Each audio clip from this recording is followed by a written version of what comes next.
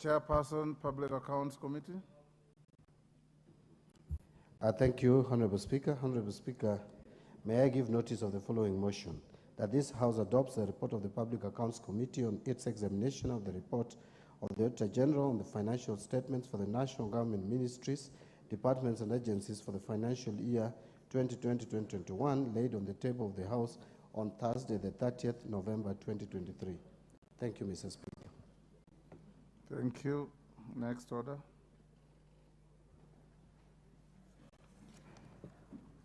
Order number 7, questions and statements.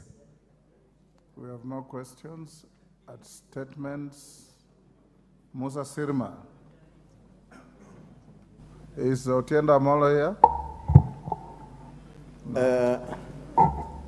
Mr. Speaker, I wish to issue the following statement with the objective of updating you. Just hold. Wandai, this is in response to a statement raised by a senior counsel, Otienda Molo.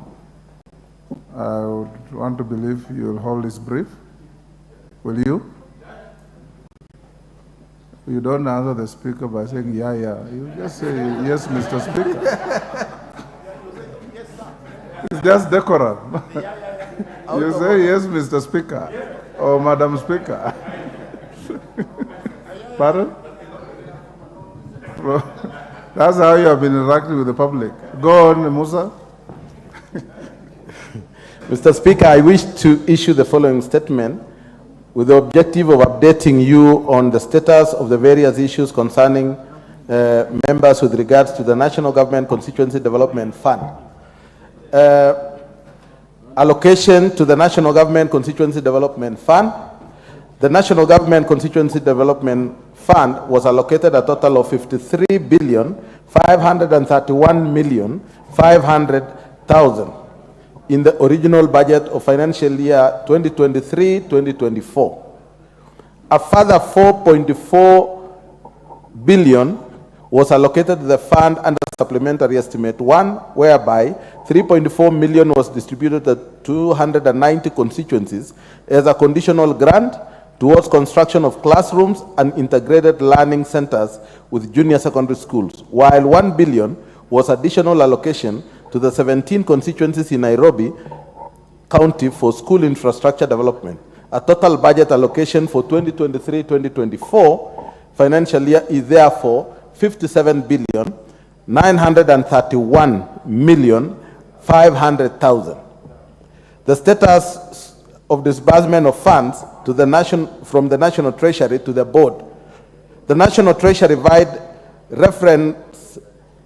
reference AG 13/51/volume 479 dated 9th of January 2024 to the Speaker of the National Assembly, committed to schedule monthly disbursement of 10 billion effective January 2024 to ensure that the full allocation is disbursed by the end of the financial year, that is June. Following the undertaking of the 10 billion undertaking, Kenya shillings 10 billion was disbursed to the board in the month of January 2024 and has so far been disbursed to the constituencies. Further, the National Treasury letter reference AG 13/51 volume 4 of 81 dated 13th of February, that is yesterday, has confirmed that plans are underway to release 10 billion by the end of February.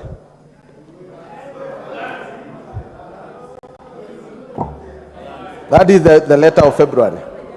Status of preparation and submission of project proposal for 2023-2024 financial year. The board, in a circular to the fund account managers, reference NGCDF B/CEO/NGCDF circulars volume 2 34 dated 29th of August 2023 required constituencies to submit project proposal by 30th of November 2023.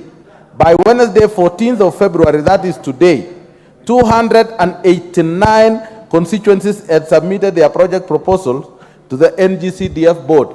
So only one constituency has not submitted. Disbursement to the constituency. Honorable Speaker, pursuant to Section 5(1) of NGCDF Act, each and every disbursement from the fund shall be approved and recorded in the minutes of the board. In this regard, and have noted the challenges faced by the various constituencies in financing urgent administrative and bursary requirements, the board resolved to disburse at least 30 million per constituency that had submitted their project proposal to cater for education bursary, emergency, administrative, and recurrent expenditure. Mr. Speaker, we have attached a list of an annex of the disbursement. Mr. Speaker, thank you.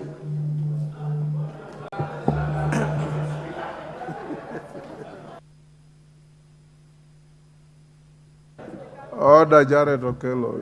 You don't have to stand before you're given an opportunity. And we transact electronically. Just go to intervention, and I'll give you. Elachi. Thank you, Mr. Speaker. While I appreciate what the chairman is saying, Mr. Speaker, I would wish to understand the 1 billion that was given to Nairobi County. We finalized everything as members of parliament, Mr. Speaker, last year. We are waiting, we've been awaiting, and right now, Mr. Speaker, as I speak, I have 5 schools I have had to make makeshifts for students to be able now to learn. And some are even now wondering, what do we do? Because even the dorms, right now, we have State House girls, they are really struggling. We have St. George's.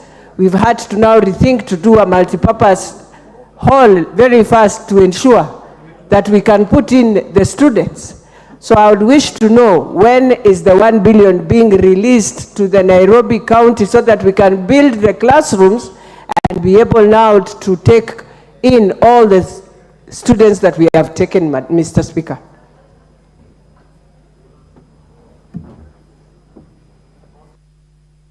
Robert Bukose. Thank you, Honorable Speaker. Honorable Speaker, as much as I appreciate what the chair has read, unfortunately it ended prematurely because I was still waiting for him to be able to clarify. Honorable Speaker, what we've also learned is that not all members have gotten equal share of the CDF money. Some constituencies have been given 30 million, while other constituencies have been given 60 million. What is the criteria for it? Because we are all equal members in this house. We all represent equal constituencies, and therefore there is no reason why another constituency should get 60 million while I'm getting 30 million. It's quite unfair, and I think that calls for this house to rise to the occasion. Thank you, Honorable Speaker. Musa Sirma, you record what members are saying. You'll have a response. Wandai. Mr. Speaker, let me just say this, that first and foremost, the statement that has been issued by the chair of the committee dealing with NGCDF, my good friend, the Honorable Musa Sirma, is thoroughly underwhelming. Thoroughly underwhelming. Because we would have expected, Honorable Speaker, at the very least, to hear from the chair that this much money has since been disbursed to the constituency CDF account over and above the 10 billion shillings that we received in January. If we are to take you seriously. Remember, Mr. Speaker, that these commitments have been made before, but they have been floated. It was just in December, I think on 7th December or 6th, when you were told that by the end of the year, of December, we shall have gotten money in our accounts. It never happened. It never happened. Now, Honorable Sirma is coming here today, the 14th of February, still talking about the 10 billion that was released way back in January. Yet, we are only remaining with about 4.5 months to the end of the financial year. To the end of the financial year. And NGCDF is not just about bursaries. You know that. It's about projects which have been planned for.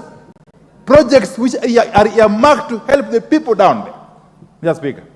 Mr. Speaker, this House must put its foot down. I know that the issue of exchequer release is affecting very many other sectors, including the road sector. Right now, Mr. Speaker, I know we are anticipating the second supplementary budget. Yet there are projects which were planned for in the main budget way back in June last year that are yet to be implemented. We rushed into the first supplementary budget, now we are going to the second one, yet projects which were planned for way back as June last year are yet to be implemented as a result of lack of exchequer releases. So if there's a problem, we need to be told what is the problem. Because as far as we are concerned, the government continues to collect money every day, every second, every minute, from Kenyans, us included. We need to know, what is it that is not happening? What is it? So on this issue of NGCDF and GAF, Mr. Speaker, I'm afraid that this House will have to put its foot down. It's something that we want to avoid, but we can't, Mr. Speaker. If only to jolt those who are responsible to do what that they are supposed to do. Because it appears that unless they are jolted, they can't do anything. The only language that these people seem to understand, Mr. Speaker, is action, positive action. Positive action. And the positive action must begin now, Mr. Speaker, if only to send a message. I don't know. Thank you. Mr. Speaker, as I conclude now. Yes. So we need a more categorical statement. Yes. Not those kind of things, Mr. Speaker. I'm sorry to say this. Thank you. Those ones remain empty promises. And we can't go by promises anymore, Mr. Speaker. They even actually made our Speaker look so bad in the eyes of the public. How dare you make our own Speaker look bad in the eyes of the public? By continuously lying. Order, and this policy, this tradition of lies is now taking a new turn. Order, and I use parliamentary language. Okay, I withdraw. I withdraw the term lie. Yes. And I substitute with untruth. Untruth. I substitute the word untruth for lie or mislead. I'm guided. Thank you. Mr. Speaker, shamelessly misleading, I'm being told. Yes. Mr. Speaker, let me conclude that please guide us, help us, Mr. Speaker. If, for instance, we are to go at the pace in which we are moving, how sure are you, Honorable Sirma, that these monies, the 47 billion plus that is outstanding, is going to be disbursed by the end of this financial year? There's no guarantee. There's no guarantee. And therefore, we need to move on a pro rata basis. Today is the sixth month of the financial year, the end, actually the 7th month. So we need at least half. We need, okay, at the very least, 60% of the total monies due, which is how much? It's over 35 billion shillings. So unless that is done, Mr. Speaker, I'm sorry. I'm sorry. These members have told me they are unwilling to proceed with any other business. I'm very sorry. I'm just conveying the message. You know, I'm just a messenger. Thank you. You have made your point. Thank you. Whoever I give 3 minutes, Osoro, your time for 3 minutes. Give Honorable Osoro the Thank you very much, Honorable Speaker. Honorable Speaker, you know, on this issue of NGCDF disbursement, there is usually no minority or majority. It is something that we all agree together collectively. And while I share the sentiments that have been given by Honorable Pio and I, the minority leader, I'm also looking at the history and how we've also been, operating in this House. A time like this, Honorable Speaker, last year, the disbursement to the constituencies of the NGCDF was about 15 or thereabout percent, or 14, it was actually 14 million shillings, to be exact, a time like this in January.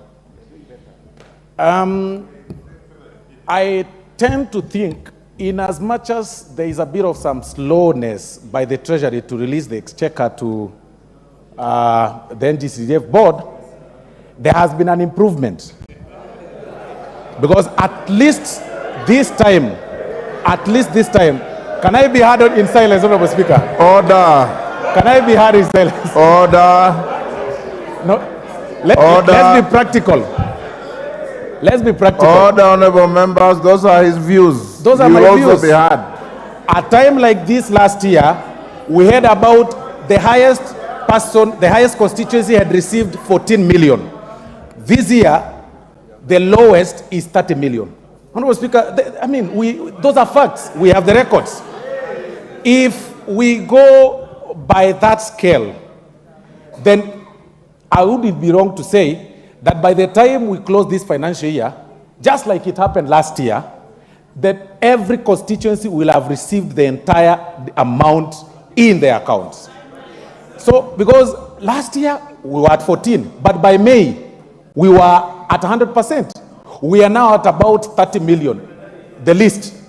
By May, I believe we'll be 100% latest. And I think it's also important for us also to be factual. Honorable Speaker, we are actually in financial crisis. It's true. We are in debts. We are faced with a lot of things. These are pronouncements that have been made by the head of state. And in fact, many of the challenges we are facing were caused by these very people who are shouting at me today here and their masters. And that is true. And I'm not, no, it is true, Honorable Speaker. So even as we say and complain, we also need to appreciate the fact that the Treasury has tried. At least we were able to pay for the Form 1s to go to school. We were able to sort some challenges that we had, and we'll be able to finish this. I submit, Honorable Speaker. Thank you. Thank you. John Bandy. Thank you, Mr. Speaker. Mr. Speaker, these are the statistics. You have 3 minutes. We are in the 8th month. This is 60% of the financial year. You have only disbursed 17.5%. That is very, very bad for budget performance. I want to take it from there. Secondly, for the 15 years, Mr. Speaker, that I was a member of Parliament for Gwasi, then Super South, there is no single time that we ever crossed December with less than 50%. You can go back to records. That last year was not MP for Super South. I am talking about my time as member of Parliament for Gwasi and then Super South. So, Mr. Speaker, when we are talking about money being disbursed, let us look at it in a wider scale. This is affecting economic growth of the country, because if you don't give money to the grassroots for development, you are slowing general economic growth of the country. If you give money towards the end of the financial year, it has implications on budget absorption. So, Mr. Speaker, finally, I want to challenge the committee, and with all due respect to my senior colleague and friend, Honorable Musa Sirma, your committee is the worst in performance ever since I came to this Parliament. Please don't take this matter lightly. It is your duty. It is not the duty of the Speaker, Mr. Speaker. It is the duty of the committee. That is why we formed that committee, to be in place to ensure that monies are disbursed together with the leadership of majority. And you find leadership of majority defending the executive when the executive is not releasing money, yet other ministries and state departments are receiving allocations, and I'm aware. So, Mr. Speaker, this matter should not be treated casually. We need money to go to the grassroots for development of our country. The country must move forward. And that can only happen if we get serious with this work. Let us not look at CDF as if it is money for members of Parliament. It is not. This money belongs to the communities across the country. So this money should go there. I'm a nominated member of Parliament. But I know I need money in Super South so that schools are developed. I need money there so that students get bursary. They don't come to my home every morning. Parents are coming to my home because they can't get money. So please, Mr. Speaker, the chairman should come out clearly and explain to this House what steps he's going to take to ensure that in the shortest time possible, all the disbursements are made to CDF accounts, and not stories, the same stories we started hearing a year ago, and the same stories we hear today. Thank you, Mr. Member for Gilgil. Thank you, Mr. Speaker. You know, Mr. Speaker, today is Valentine's Day. There will be a lot of many empty promises in some quarters. And we are praying that Parliament is not one of them today. Because, Mr. Speaker, it is very disheartening for this Parliament to actually defend an already bad performance last year to actually mean it is good. Mr. Speaker, we have suffered, and right now, we have children in JSS. Even the money that is supposed to come through the Ministry of Education has not come. So we have children being sent home, aged 11 years, aged 12 years, because there is no infrastructure and there is no lockers in those schools, Mr. Speaker, and it is quite an unfortunate situation. And Mr. Speaker, you know, just recently we saw Treasury announce very proudly that they have released all the monies for county governments, 100%, which is about almost 400 billion, Mr. Speaker. The money that is going to CDF is a mere 44 billion, Mr. Speaker, 44 billion. And Mr. Speaker, that's a mere 10%. And the money that goes to the counties, you are not even able to tell what does what. Where does that money go, Mr. Speaker? The money that is felt in the grassroots, the money that is felt in the constituencies and in the country is CDF, Mr. Speaker. And Mr. Speaker, I actually think the CS Treasury owes you an apology, because they have put you in a very funny position to speak on an issue that is not yours, the committee's work, Mr. Speaker, to make a promissory note to this House, and they have not honored it, Mr. Speaker. And what we have had today is an extended promissory note, Mr. Speaker. I think it is a time that we put our foot down, Mr. Speaker. This money is not for members of Parliament. This money is for our constituencies. It is for the whole country, Mr. Speaker, and the only equalizer in development that we can be able to see. So I think, the chair of CDF committee, there needs to be a bit of pulling up their socks in terms of performance. This money, this space, this speed is not acceptable. It is not working, and we are actually having children become victims and to be collateral damage in this mess, Mr. Speaker. I submit. Thank you. Thank you. Makali Mulu. Yeah, thank you very much, Honorable Speaker. Honorable Speaker, I've been in this House for the last 12 years. I've served in 2 parliaments, and this is the 3rd one, Honorable Speaker. And I want to remind my colleagues who are chairs and who are in leadership in this House that we have seen chairs of committees in the past. We have been able to assess their performance, including chair of the CDF committee. We have seen about 3 in the past before the current one. And what I'm seeing, Honorable Speaker, I see a situation where members of this House who have been given the responsibility to lead committees and to represent fellow colleagues who are members of Parliament, they behave as if they have become cabinet secretaries of the current government. So that anytime you go to television, anytime you are here, the way you address us who are your colleagues is as if you are sitting here as the Minister for Finance, as if you are sitting here for me, Honorable Speaker. I think what we are saying is this, and I want to agree with the Honorable Mbandi said. You know, for you to grow an economy, and I want to speak with an authority on this matter, for you to grow an economy, if you have no development activities, either in the rural or in the cities, you will never grow your economy. Economy grows because of the development budget. And when you look at what is happening, Honorable Speaker, it's as if this money, CDF money, goes to our pockets as members of Parliament. Far from the truth. It goes to do development. So colleagues who are in leadership, I want to urge you, please separate the executive and Parliament matters to do with financing. The budget of Parliament is less than 2% of the total budget of this country. It's about 1.02. And I wonder, as you are trying to tell us to keep on waiting and waiting, the ministries are doing their business on a serious note. So are we saying that you don't want members to support the local economies? And I agree with Wagari when she says, the only people who are working is this money, is the money which goes to the people. Governors have their money, and you can see what is happening. We all come from different counties. So please, colleagues, behave as if you are members of Parliament and protect the independence of Parliament when it comes to matters to do with functions of Parliament. I submit, Honorable Speaker. Maclap.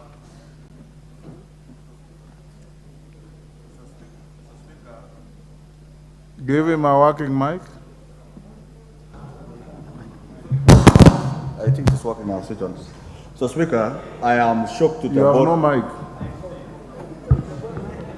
Mr. Speaker, I am shocked to the bone marrow from the information given by my neighbor, Honorable Sirma.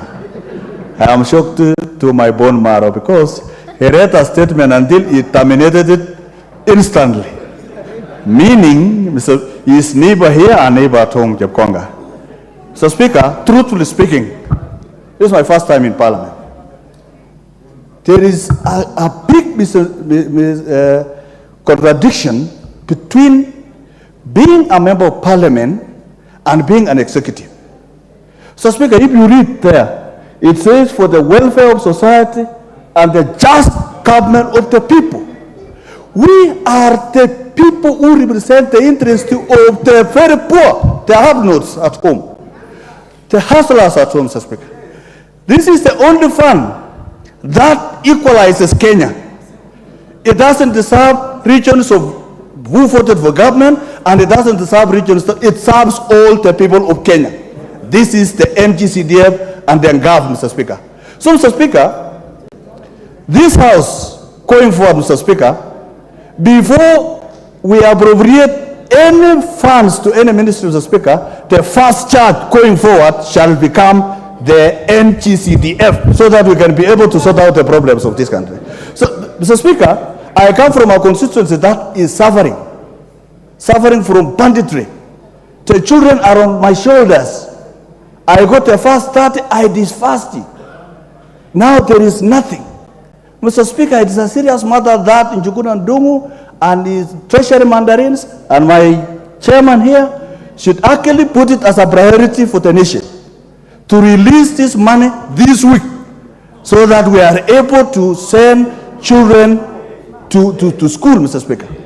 Mr. Speaker, we are 8 months and we still have promises. I want to ask the leadership of this House. Last year, it was an extraordinary year. It was an extraordinary year because there was issues of court and CDF came late. So we cannot compare an extraordinary year and a normal year where we passed appropriation in good time.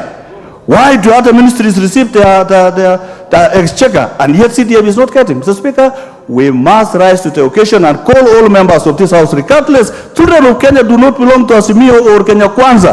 They are the children of the nation. They are the future. If we interfere with the future, we shall also interfere with this Parliament and we shall interfere with the nation.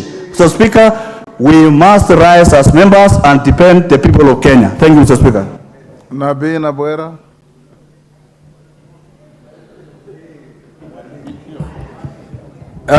Thank you, Mr. Speaker. I rise to add my voice on this issue. Mr. Speaker, I don't know how I want to describe that message from the executive. To the best of my knowledge, the chair CDF, the chair CDF committee of this House, this is totally embarrassing, totally unacceptable. You are putting all of our jobs on the line. Where? You are putting our jobs on the line. And my friend, you may not survive it yourself. Because, Mr. Speaker, the most heartening thing about this energy CDF, lack of disbursement, is that the schools in Kenya, instead of receiving 50% of capitation, they received 20. So in a week or two, the schools will not be operating. The day schools will send children home. What will we do with those children? Why are we trying to kill a generation? Mr. Speaker, I want to stand here and confirm that the head of this country stood in my constituency and said the economy has improved. And if the economy has improved, where is the money of CDF? Because the economy has improved. That is the head of state. I find it totally unacceptable that the CS Treasury, who misled the Speaker of this House by making a promise that in 2 months' time we are here, the money has not come. Mr. Speaker, the best thing for this House is, one, to tell the CDF committee to go and camp in the CS Treasury's office. They should leave this House. Waende wadai pesa. Secondly, that there should be no business until there is money released to CDF. Thank you, Mr. Speaker. Owen Bayer. Thank you very much. Actually, like my brother Musa Sirma, I'll give two to then you respond. Has said that it's actually very difficult at this particular moment to defend government. And CDF cuts across both AZIMIO and Kenya Kwanza.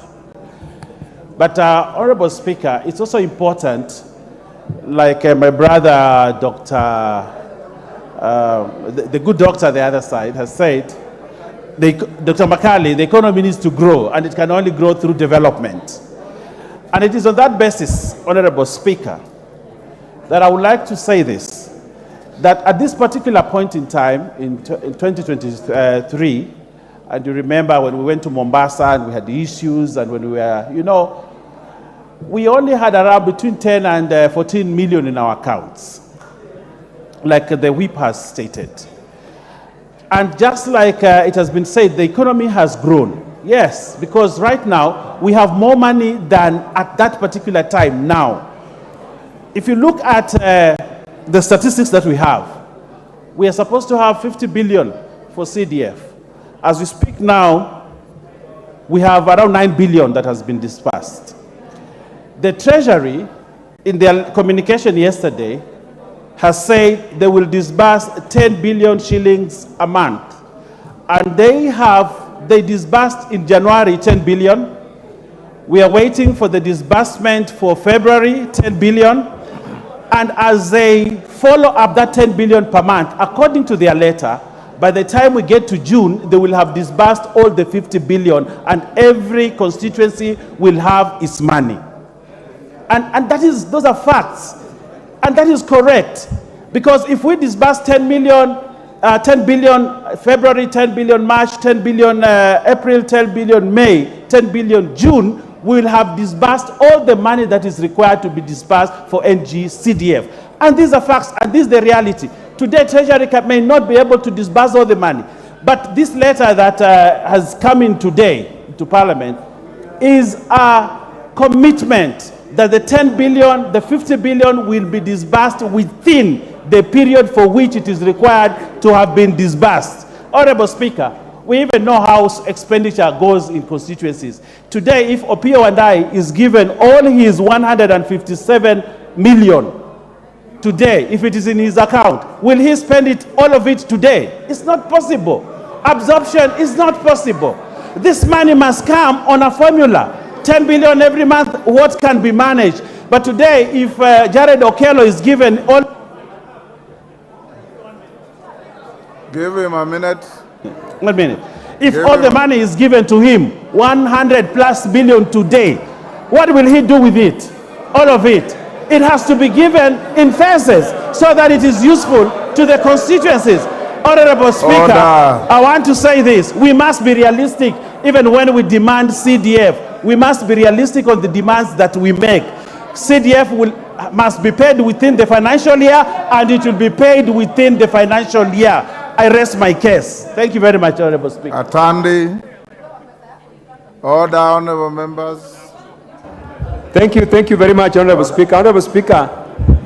Honorable Speaker, I want to say that this matter is very, very serious, and I am ashamed as a member of Parliament when the Honorable Owen Bayer is rising on the floor, Honorable Speaker, to defend the Minister for Treasury, who has already lied to this House and misled this House through a communication to you. It is shameful, Honorable Speaker, and Owen Bayer, you are the reason this House is disrespected by everybody.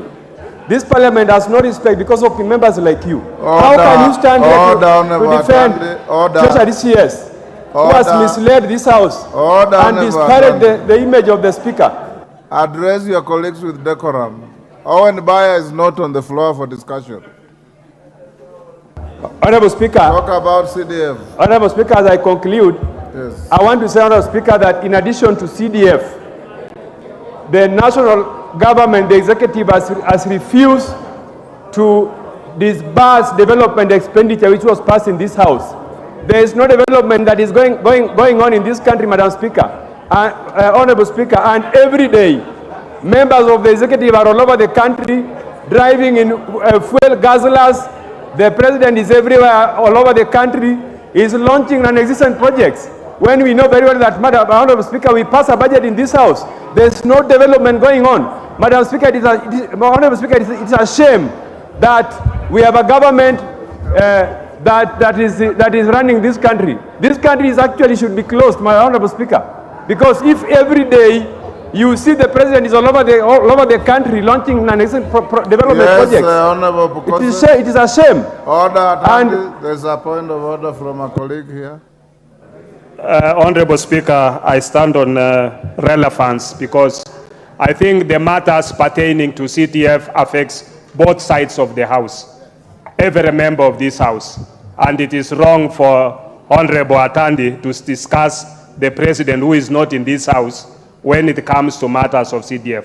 Please, let's stick to CDF. We discuss about how we want it to be dispersed within our constituency, and more so the statement that was read by Honorable Chair for CDF. With all due respect, Honorable Atandi, let's leave the president out of this. Indeed, Honorable Atandi, if you listen to the statement from Musa Sirma, there was no mention of the president anywhere.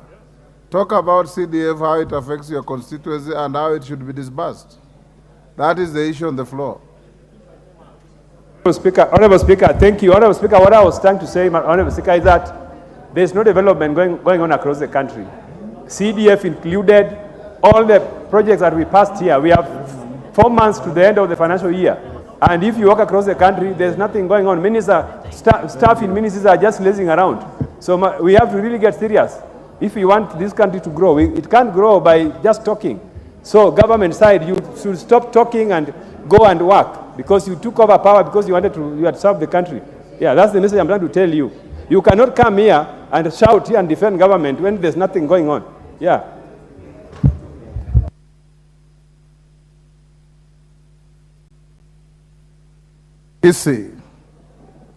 Today you have changed your sitting position. Thank you very much, Mr. Speaker.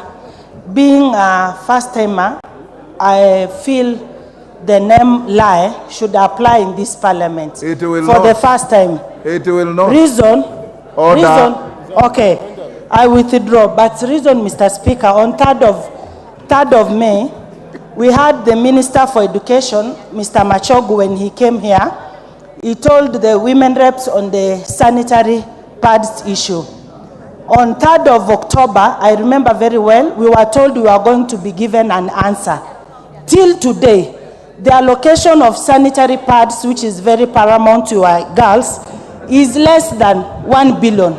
We are talking of less than 1 billion.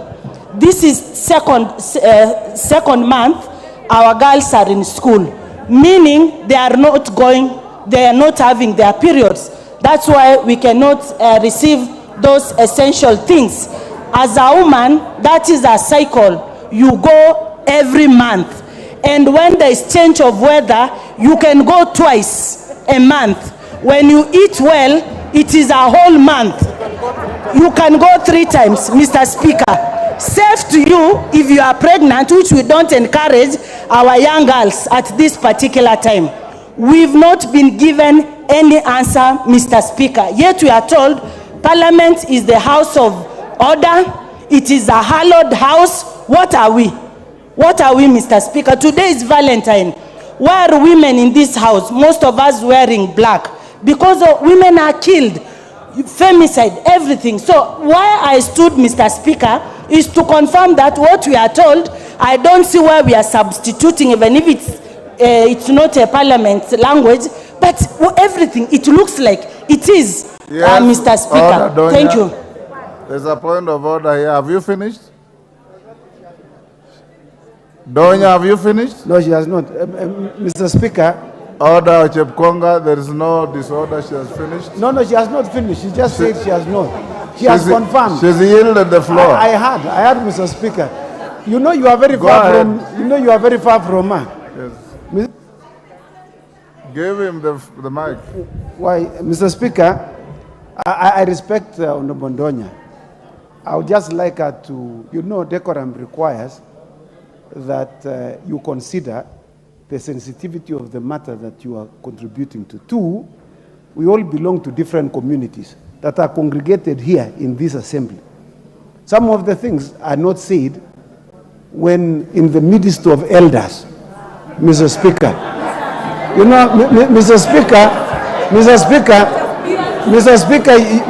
you know, Mr. Speaker, there are children that are watching, their boys are not told such kind of things at an infant age. And even my culture, Mr. Speaker, and I'm talking about my culture, I'm not talking about your culture, Honorable Samsam. Your culture is different from mine. Even yourself, the one who is shouting, that culture of yours allows you to say such things, but mine does not allow. You can even see the Deputy Speaker is also on a point of order to agree with me. You have made your point. What I talk about, you sit down. You have made your point. Honorable Speaker, I want to ask Honorable Chepkonga, who's my MP, to apologize to the women and the girls of this country. There is nothing shameful, there is nothing to hide about having periods. Because Honorable Chepkonga has a wife who had periods, who gave birth, and who got pregnant by him. Yeah, so please, there is nothing shameful. Nothing shameful. Order, Deputy Speaker. Order.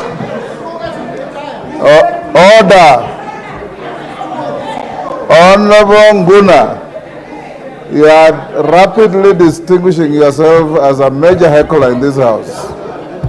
And it's not a very good reputation. Order, honorable members. Order. I thought you were discussing very serious business. And you are now degenerating into trivia. That is not helpful. Women rep of Kilifi. Asante Mheshimiwa Spika. Nataka kuzungumzia kuhusu pesa za ngafu ambazo ni za uwakilishi wa kike ndani ya bunge. Wabunge wanazungumza kuhusu pesa za NG-CDF peke yake. Sisi kama uwakilishi wa kike ndani ya bunge hili tuko katika dau hilo, hatujapata pesa hizi. Mheshimiwa Spika, mimi Mbeyu nikiwa kwa mara ya pili ndani ya bunge hili, wanayoyafanya wabunge wa eneo bunge moja tunayafanya sisi zaidi. Kama ni kulipa bursary, kama ni kulipa pesa za full scholarship, mimi Mbeyu nafanya kule Kilifi. Kufikia saa hizi Mheshimiwa Spika, sijapata pesa zangu za project za NGAF first quarter na second quarter. Sijapata pesa za basari. Watoto mpaka saa hizi ninazokuambia wamekaa kwa ofisi yangu, niliwaambia nitawalipia basari, nitawalipia fee yao ya full scholarship kufikia last week kabla hatujafungua bunge. Akaunti yangu haijaingia pesa. Wakilishi wa kike hapa hawana pesa. Hii serikali yetu ni nini inawatakia kizazi chetu cha watoto ambao ni wakwenda shule? Tuko tukisema elimu kwanza. Mimi pale Kilifi najulikana mama lao, mama G, elimu kwanza ndani ya Kilifi. Sijaweza kutimiza ndoto yangu ya kulipia hawa watoto karo za shule. Ninaonekana mimi ni muongo. Pesa tulizungumza hapa kuhusu sodo, Mheshimiwa Spika, ukiwa hapa, Waziri Machogu akiwa hapa, milioni 470 ambao ni milioni 10 kila jimbo, ni majimbo 47. Hatujaona hizi pesa paka leo. Umeelezewa mambo ya hedhi na wasichana wa kike, wengine wanapata mara 3, mara 4, wengine mara 5. Mheshimiwa Spika, wale wanakula vizuri kwao na si aibu. Nataka kuzungumzia Mheshimiwa amesema ni aibu. Hakuna aibu ya hedhi ndani ya baba wala mama. Walio hapa ni wazazi wa watoto wa kike. Aibu ya hedhi inatoka wapi? Wao ni mabwana wa mabibi ambao wanapata hedhi. Aibu ya kuzungumzia mambo ya hedhi ndani ya bunge inatoka wapi? Mheshimiwa Spika, tunataka hizi pesa ziweze kutoka, watoto wetu waweze kwenda shule na tuweze kutimiza ndoto yetu ile ya 100% transition, watoto wa Kenya wasome. Asante Mheshimiwa. Musa Sirma. Order, honorable members. Can you now listen to your chairman? Yes, Mr. Speaker, I want to thank all the members who have raised their concerns as concerning NGCDF. First, I would like to reply on the issue of 1 billion for Nairobi from Beatrice Elachi.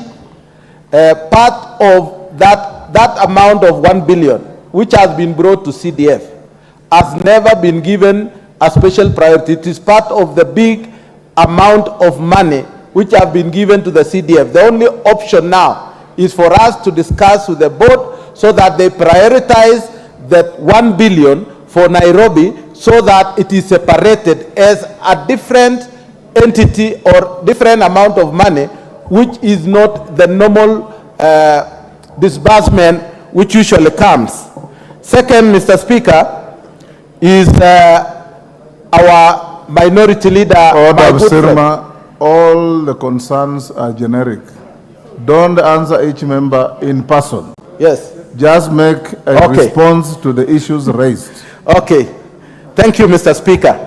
I want also to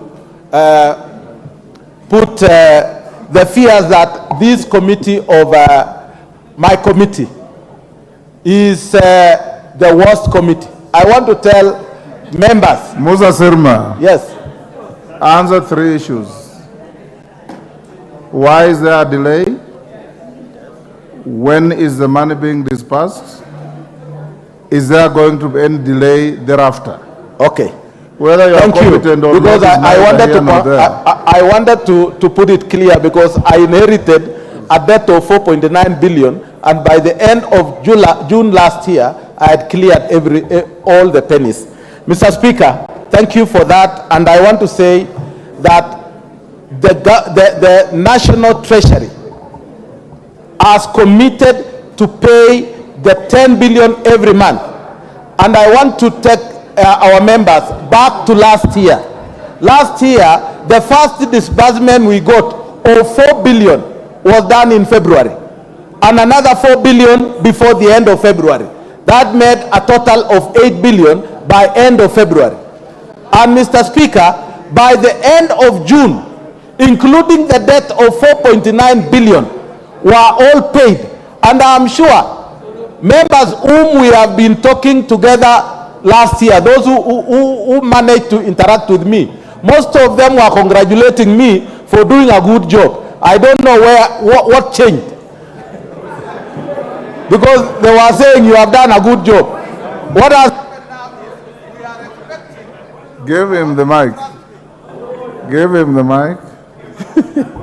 I want you to trust me, members, because I never let you down last year, and I will still do the same this year, because it is about disbursement, and I promise you by end of February you have 20 billion shillings in your account, and the other of March that makes 30 billion, and in April you will have 40 billion, and in May you will have 50 billion, and the balance of 7 billion will be paid in June. So it is as easy as that. Those are the mathematics which are there. So, Mr. Speaker, all this, it is all about trust. If you trusted me last year, you have a chance of trusting me this year. So I want to ask members, as we move forward, let us move with one spirit, that we have the hope that the future is bright, and our children will get their fees before the end of this month, and therefore we should be able to agree on the issues which we have put forward, and the plans which have been put by the government. Treasury are going to release that money. So, Mr. Speaker, we have commitment letters which we are working with, and therefore let us not refer to the commitment letters which were addressed before.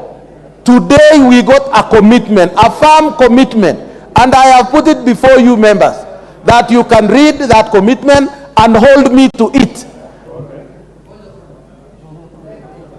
So, Mr. Speaker, I beg to stop at that. Honorable members, honorable members, thank you, Musa Sirma. As you know, the chair has no dog in this fight. It is your chair whom you elected who has given you an assurance. Let's give him the benefit of doubt.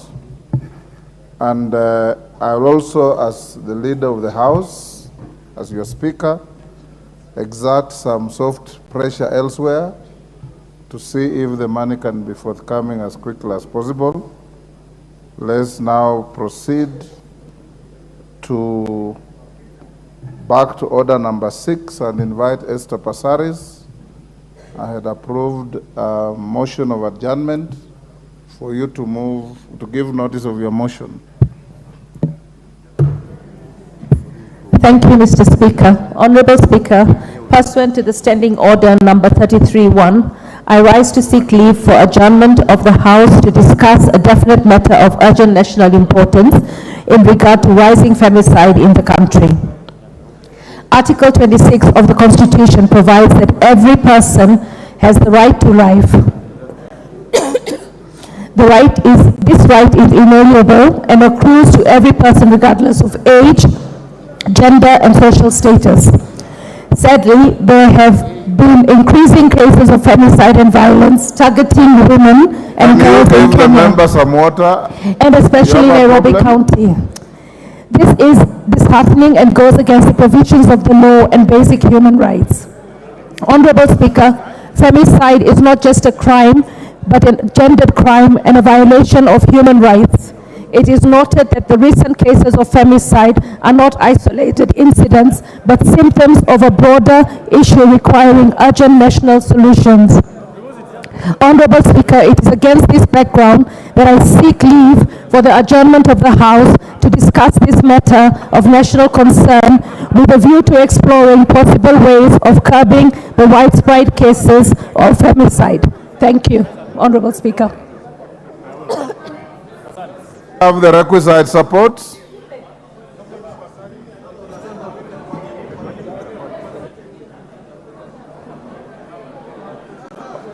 Thank you. Order. You have the requisite numbers. You may take your seats, honorable members. Order. Honorable Passaris. Order. Order, members. Members on their feet, take your seats. Order, Order, Owen. Order. Order. Honorable Pasaris, you have the requisite numbers to support your motion of adjournment, and I direct that you will move your motion after order number 14 or at 5, whichever comes earlier. And I'll allocate it 2 hours for debate. Next order. Order number 8, procedural motion, limitation of debate on sessional papers. Majority Leader.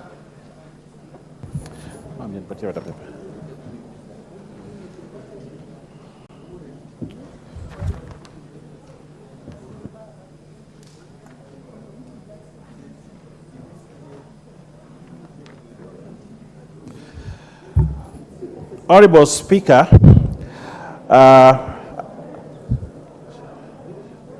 session paper. That pursuant to the provision of Standing Order 97-1, this House orders that each speech in a debate on any sessional paper shall be limited as follows. A maximum of 2.5 hours with not more than 20 minutes for the mover in moving and 5 minutes for any other member speaking, including the leader of the majority party and the leader of the minority party and the chairperson of the relevant committee, if the sessional paper is not moved by the chairperson of the relevant committee, and that 10 minutes before the expiry of the time, the mover shall be called upon to reply, and further that priority in speaking shall be accorded to the leader of the majority party and the leader of the minority party in that order. Honorable Speaker, I would like to ask the Honorable Jamatia to second.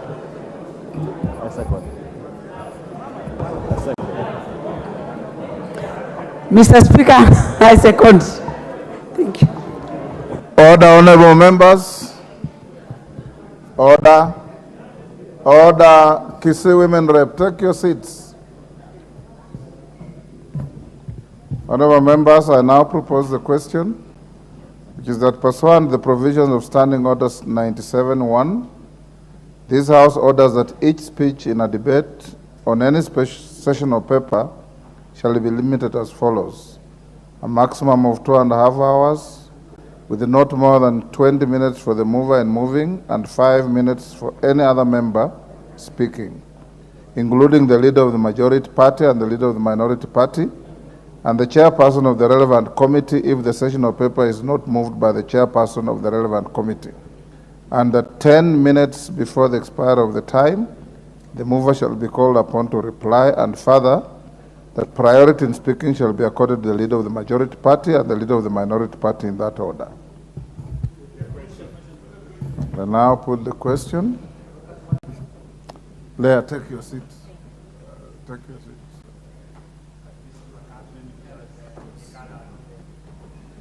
I'll now put the question, which is that pursuant to the provision of Standing Order 97-1, this House orders that each speech in a debate on any sessional paper shall be limited as follows. A maximum of 2.5 hours with not more than 20 minutes for the mover in moving and 5 minutes for any other member speaking, including the leader of the majority party and the leader of the minority party and the chairperson of the relevant committee, if the sessional paper is not moved by the chairperson of the relevant committee.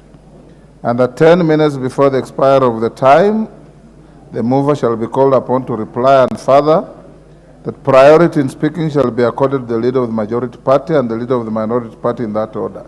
As many as of that opinion say aye. Will those of the contrary opinion say nay?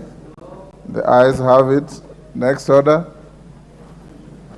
Order number 9, procedural motion, limitation on debate on reports of constitutional commissions and independent offices. Majority Leader.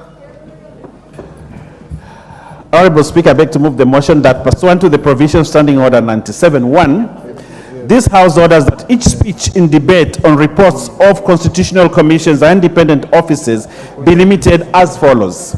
A maximum of 4 hours with not more than 30 minutes for the mover in moving and 10 minutes in replying. A maximum of 30 minutes for the chairperson of the relevant committee, and a maximum of 10 minutes for any other member speaking except the leader of the majority party and the leader of the minority party, who shall be limited to a maximum of 15 minutes each, and that priority be accorded to the chairperson of the relevant committee, the leader of the majority party, and leader of the minority party, in that order. Honorable Speaker, I request the women rep for Kericho to second. Who is women rep for seconding? Kemei? Thank you, Honorable Speaker. I second. Order, Honorable McClap.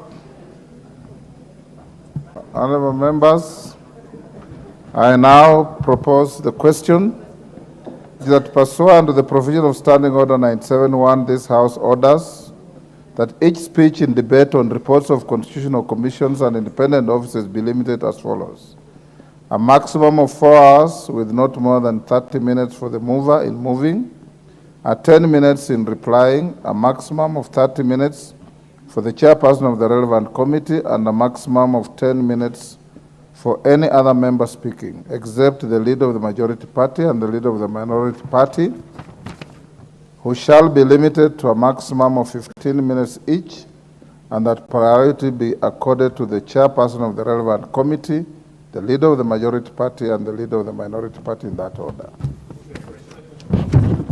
I now put the question, which is that pursuant to the provision of Standing Order 971, this House orders that each speech in debate on reports of constitutional commissions and independent offices be limited as follows.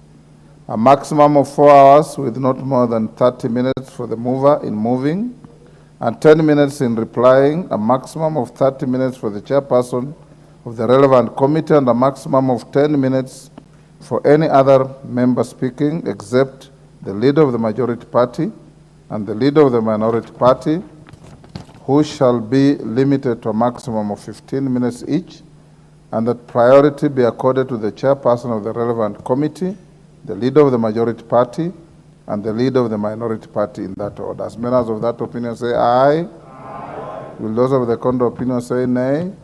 The ayes have it. Next order. Order number 10, procedural motion, limitation on debate on the annual estimates and committee of supply.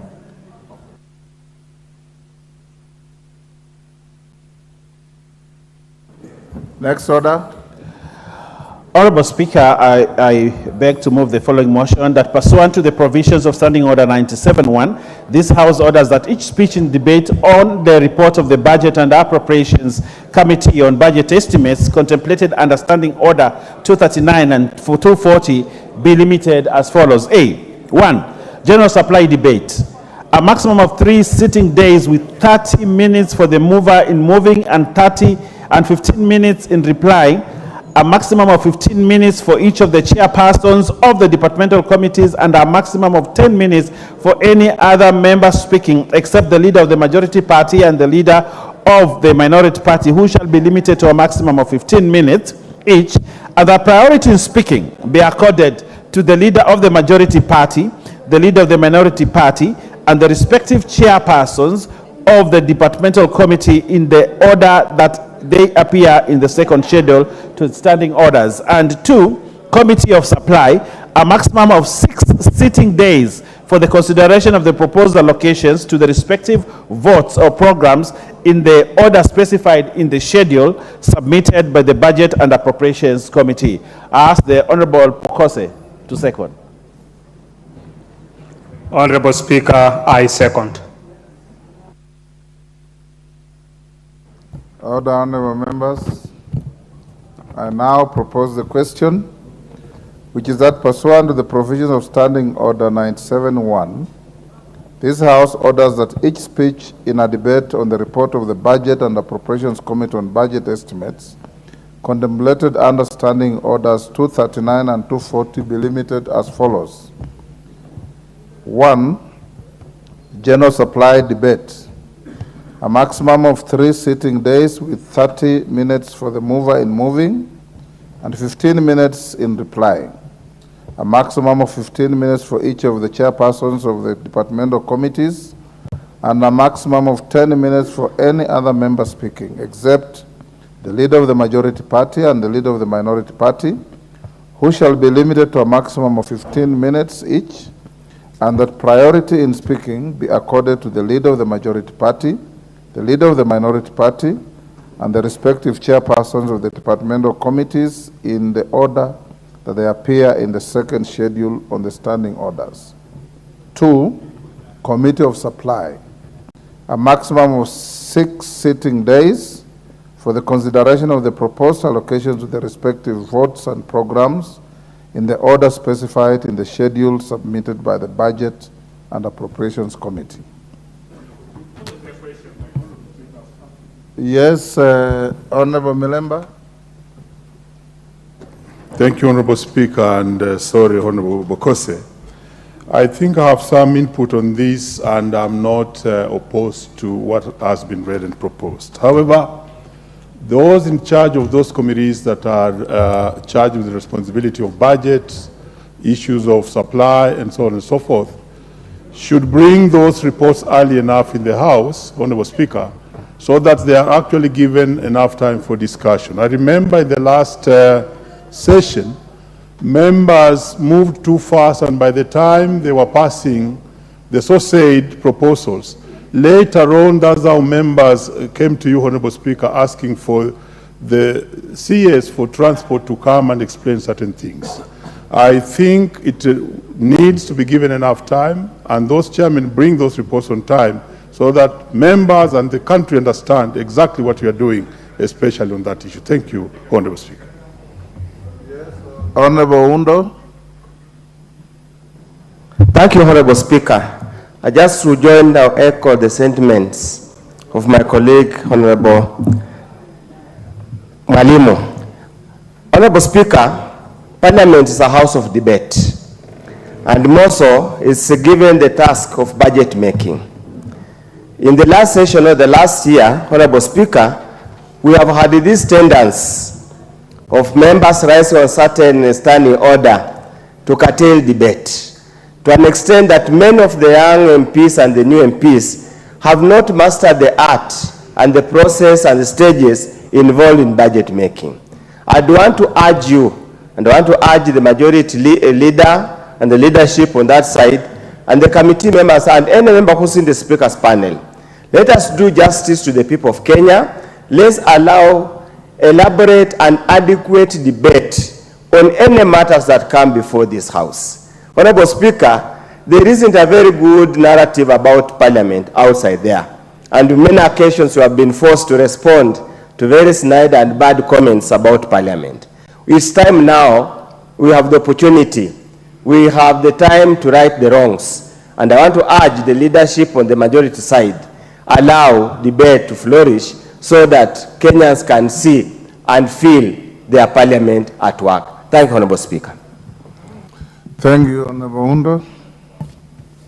Honorable members, before I put the question, allow me to acknowledge in the Speaker's gallery Othaya Boys School, I believe, from Othaya constituency in Nyeri. On my own behalf and on your behalf, I welcome the students and their teachers to the House of Parliament. I now put the question, which is that pursuant to the provision of Standing Order 97-1, this House orders that each speech in a debate on the report of the Budget and the Appropriations Committee on Budget Estimates contemplated under Standing Orders 239 and 240 be limited as follows. General supply debate, a maximum of 3 sitting days with 30 minutes for the mover in moving and 15 minutes in replying. A maximum of 15 minutes for each of the chairpersons of the departmental committees and a maximum of 10 minutes for any other member speaking except that the leader of the majority party and the leader of the minority party, who shall be limited to a maximum of 15 minutes each. And that priority in speaking be accorded to the leader of the majority party, the leader of the minority party, and the respective chairpersons of the departmental committees in the order that they appear in the second schedule to the standing orders. And 2, the Committee of Supply, a maximum of 6 sitting days for the consideration of the proposed allocations to the respective votes and programs in the order specified in the schedule submitted by the Budget and Appropriations Committee. Thank you. Sorry, as members of that opinion say aye. Aye. Will those of the contrary opinion say nay? The ayes have it. Honorable Buyer and the Chair of Budget, you've heard the sentiments of members. Bring the reports early for members to be able to go through. And we assure you, Honorable Undo, that the Chair does not truncate debate. It's entirely up to the House. When the House, through any member, moves a closure, the only avenue available to the Chair is to put it to the House. If the House says truncate the debate, it's truncated. If you reject it, you go on. So always, if you feel there is inadequacy of debate, marshal your members to reject any truncating of debates. Thank you. Next order. Order number 11, procedural motion. Limitation on debate on consideration of Senate amendments to bills originating in the National Assembly. Majority Leader. Thank you, Honorable Speaker. Honorable Speaker, I would like to encourage first Honorable Undo that we agreed in the morning to follow your guidance on candor and banter. Yes. And therefore, we will go by that to ensure that debate flourishes in this chamber and that members can see and your constituents can see that you're doing what they elected you to do. So we promise that this side we will not truncate debate. Thank you, Honorable Speaker. I beg to move the following motion that pursuant to the provisions of Standing Order 97.1, this House orders that each speech in the general debate contemplated under Standing Order 146, consideration of Senate amendments to bills originating in the National Assembly, be limited as follows. A maximum of 1 hour and 30 minutes with not more than 15 minutes for the mover in moving, 15 minutes for the chairpersons of the relevant departmental committee, and 5 minutes of any other member speaking, including the leader of the majority party and the leader of the minority party, if the bill is not party-sponsored, and that 5 minutes before the expiry of the time, the mover shall be called upon to reply, and further, that priority in speaking shall be accorded to the leader of the majority party and the leader of the minority party and the chairpersons of the relevant departmental committee in that order. Honorable Speaker, I request the Honorable Junaid Mohammed to second. Mr. Speaker, I stand to second, but I wanted to say also that, Mr. Speaker, the 5 minutes, normally, because of the interest that is shown always by members in the debate, so normally sometimes reduced to 3 minutes, 2 minutes. So I know it's because of the interest, not because of the speaker, that's shown by many members who want to speak to it.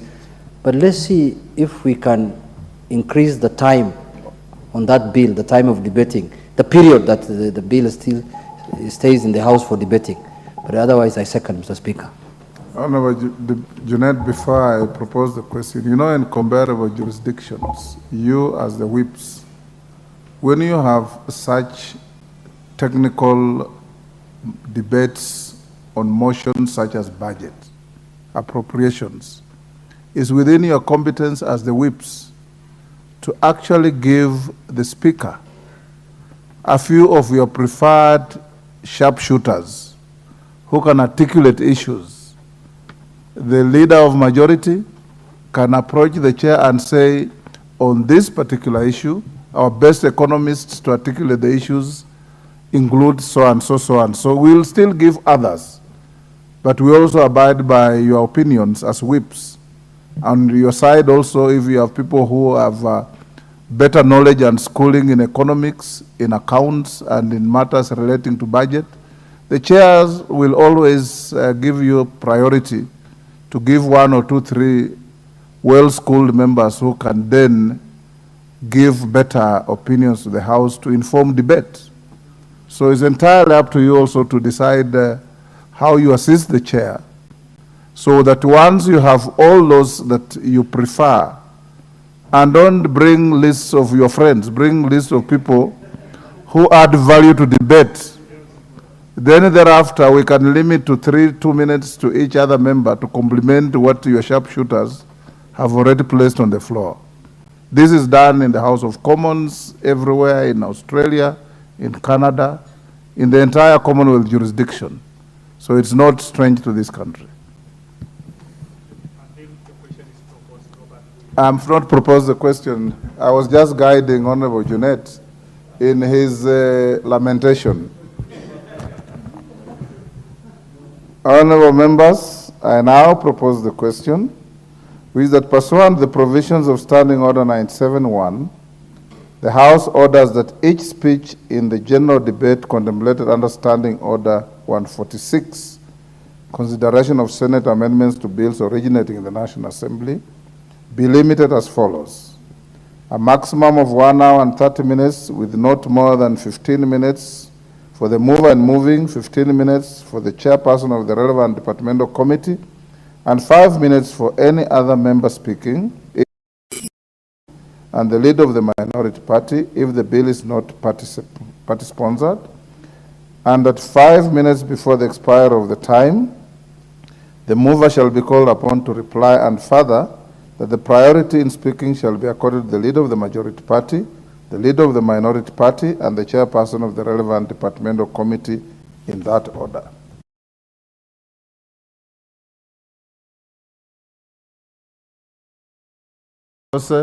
And KJ, you'll follow. Thank you, Honorable Speaker. Honorable Speaker, I just wanted to remind my colleagues, Honorable Undo, that as much as the House is for debate, but we have a legislative role that we must also play. That at various stages, there is a bill when it is maybe in the second reading where we need to be able to debate it. Then you have a stage where you have the committee of the whole House when we are supposed to be legislating. So we should also be able to understand and give preference in as far as at times when when we move under Standing Order 95, that the mover be called to reply, or that kind of thing, that to bring the debate to an end. Because we also want to be able to make that law into place. And at times, even time might be running out. So there are all many other considerations. And we'll ask that both our sides, we are able to listen to each other, we are able to debate, and be able to defend our positions. Thank you, Honorable Speaker. KJ. Mr. Speaker, I truly thank you, and I take this opportunity to wish you a Happy New Year, and also congratulate you and the Clerk of the National Assembly for amazing work that happened in this Parliament during the recess. That said, Mr. Speaker, I'm standing to support this procedural motion because this is one of the opportunities that this House gets to showcase its prowess, even against its sister chamber, which is the Senate, where you served, Mr. Speaker. Whenever Senate returns some amendments to this House, these debates are normally so critical, Mr. Speaker, because at that point, this House is able to showcase its level of debate, its level of transaction of business, and able to even showcase itself as the true upper house of this bicameral parliament, Mr. Speaker. But Mr. Speaker, the big observation that I needed to make is that this afternoon is a perfect example of how you end up being appropriated issues that are not concerned to your chair. This is a day that we are making procedural motions and dictating how much time we are allocating to specific motions. But you can see how the parliament is populated, how the chamber is populated. And later on in the session, we shall get into problems with members of parliament appropriating some responsibilities that do not belong to the chair to you, Mr. Speaker, saying that you're appropriating time. But when the business was being conducted, these members were actually not in chamber. So, Mr. Speaker, it is again calling upon the whips of this House to actually whip the members of the different parties, Mr. Speaker, so that they are present when very serious business is happening, up to and including, Mr. Speaker, what looks like mundane business, like procedural motions, up to and including, Mr. Speaker, the what we call the omnibus bills, where we suffer quorum hitches because of mobilization of members to participate in very important debate. Mr. Speaker, I support the procedural motion. I'm okay with the time appropriated. Thank you very much, Mr. Speaker. Great. I now put the question that pursuant to the provisions of Standing Order 971, this House orders that each speech in the general debate contemplated under Standing Order 146, consideration of Senate amendments to bills originating in the National Assembly, be limited as follows: a maximum of 1 hour and 30 minutes, with not more than 15 minutes for the mover in moving, 15 minutes for the chairperson of the relevant departmental committee, and 5 minutes for any other member speaking, including the leader of the majority party, the leader of the minority party if the bill is not party-sponsored, and that 5 minutes before the expiry of the time, the mover shall be called upon to reply, and further that priority in speaking shall be accorded to the leader of the majority party, the leader of the minority party, and the chairperson of the relevant departmental committee in that order. As many as of that opinion say aye. Aye. Will those of the contrary opinion say nay? The ayes have it. Next order. Order number 12, procedural motion, consideration of business received during the recess periods. Majority Leader. Thank you very much, Honorable Speaker. Honorable Speaker, I beg to move that, notwithstanding the provisions of Standing Order 41 and 42 relating to conveying of messages from the Senate and from their President of the National Executive, Standing Orders 120, 122, and 126 relating to publications, procedure upon publication and first reading of bills, and Standing Order 210-2 relating to tabling of statutory instruments, this House orders that during the short and long recess of the third session, 1, upon receipt of any message from the Senate or upon receipt of any name of a person nominated for appointment to a state or public office from the President or any other office in the National Executive, the Speaker shall forthwith refer such messages to the relevant committee for consideration without having to recall the House and report such fact to the House on resumption. 2, upon receipt of any message relating to the Senate's amendment to a bill originating in the National Assembly, the Speaker shall forthwith refer the schedule of the Senate amendment to the relevant committee for consideration pursuant to the provisions of Standing Order 145, Senate amendments to bills originating in the National Assembly, and report such fact to the House on resumption.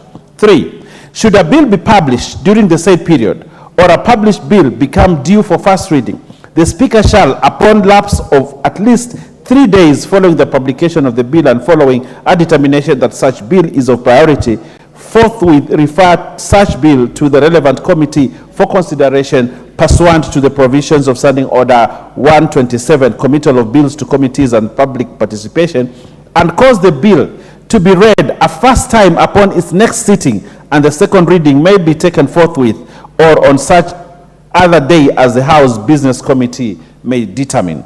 4, should any statutory instruments be transmitted for tabling before the House during the period, Speaker shall, following a determination that the statutory instrument is of priority, forthwith refer the statutory instrument to the relevant committee for consideration and cause the statutory instrument to be tabled in the House upon its next sitting in accordance with the provision of Section 2 of the Statutory Instruments Act number 3 of 2013. And 5, should any paper be transmitted for tabling before the House, the Speaker shall, following a determination that the paper is of priority, forthwith refer the paper to the relevant committee for consideration and cause the paper to be tabled in the House upon its next sitting. Honorable Speaker, I think this is very clear. It concerns issues that are brought to the House when we're in recess or we are on any other, when the House is not sitting.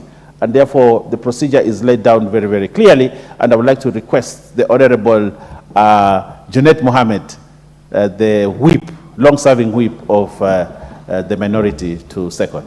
Mr. Speaker, as I second, I wanted to bring to your attention, Mr. Speaker, this procedural motion was introduced to this House, I think the year 2014 or 15 there, I was here. And Mr. Speaker, it was basically to make the work of the executive easy.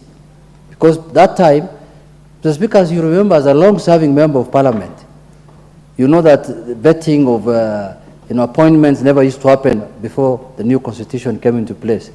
So a time arose when appointments were made when we are either in short recess or long recess or those kind of things.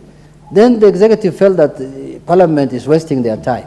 So they persuaded Parliament to do this kind of procedural motion. But Mr. Speaker, as you know very well, we also have the provision in the standing order of a special sitting. If something is so important and so urgent, we have a provision in the standing order that says the House can be reconvened by the Speaker. So if there are one or two appointments that are of important and urgent in nature, there is no harm in reconvening the House to come and sit and deliver. Because the issue of appointments coming through the Speaker and the Speaker doing it in communication, Mr. Speaker, doing the communication on the floor of the House, Mr. Speaker. Mr. Speaker, I was saying the issue of the appointment. I was listening, go on. Yeah, coming through the Speaker and the communications being made on the floor of the House, Mr. Speaker, carries its own weight, Mr. Speaker. Then when those documents and papers are just committed to committees silently, and then later we come, Mr. Speaker, in spite of all those lamentations, I second.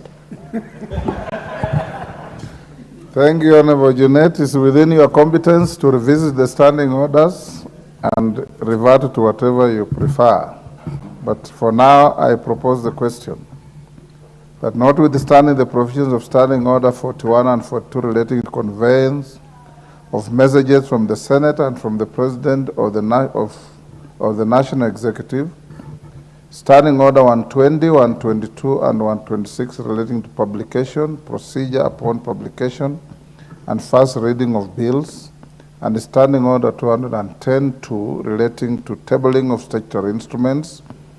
This House orders that during the short and long recess of the third session, 1, upon receipt of any message from the Senate or upon receipt of any name of a person nominated for appointment to a state or public office from the President or any other office in the National Executive, the Speaker shall forthwith refer such message to the relevant committee for consideration without having to recall the House and report such fact to the House on resumption. 2, upon receipt of any message relating to the Senate's amendment to a bill originating in the National Assembly, the Speaker shall forthwith refer the schedule of the Senate amendments to the relevant committee for consideration pursuant to the provision of Standing Order 145, Senate amendments to bills originating in the National Assembly, and report such fact to the House on resumption.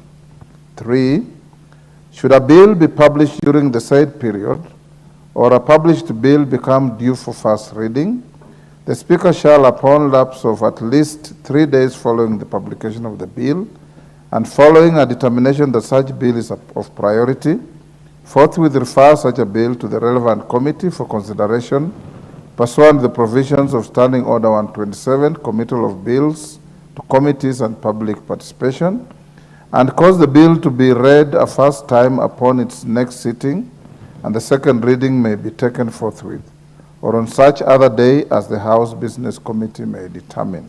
4, should any statutory instruments be transmitted for tabling before the House during the period, the Speaker shall, following a determination that the statutory instrument is of priority, forthwith refer the statutory instrument to the relevant committee for consideration and cause the statutory instrument to be tabled in the House upon its next sitting in accordance with the provision of Section 11 of the Statutory Instruments Act No. 3 of 2013.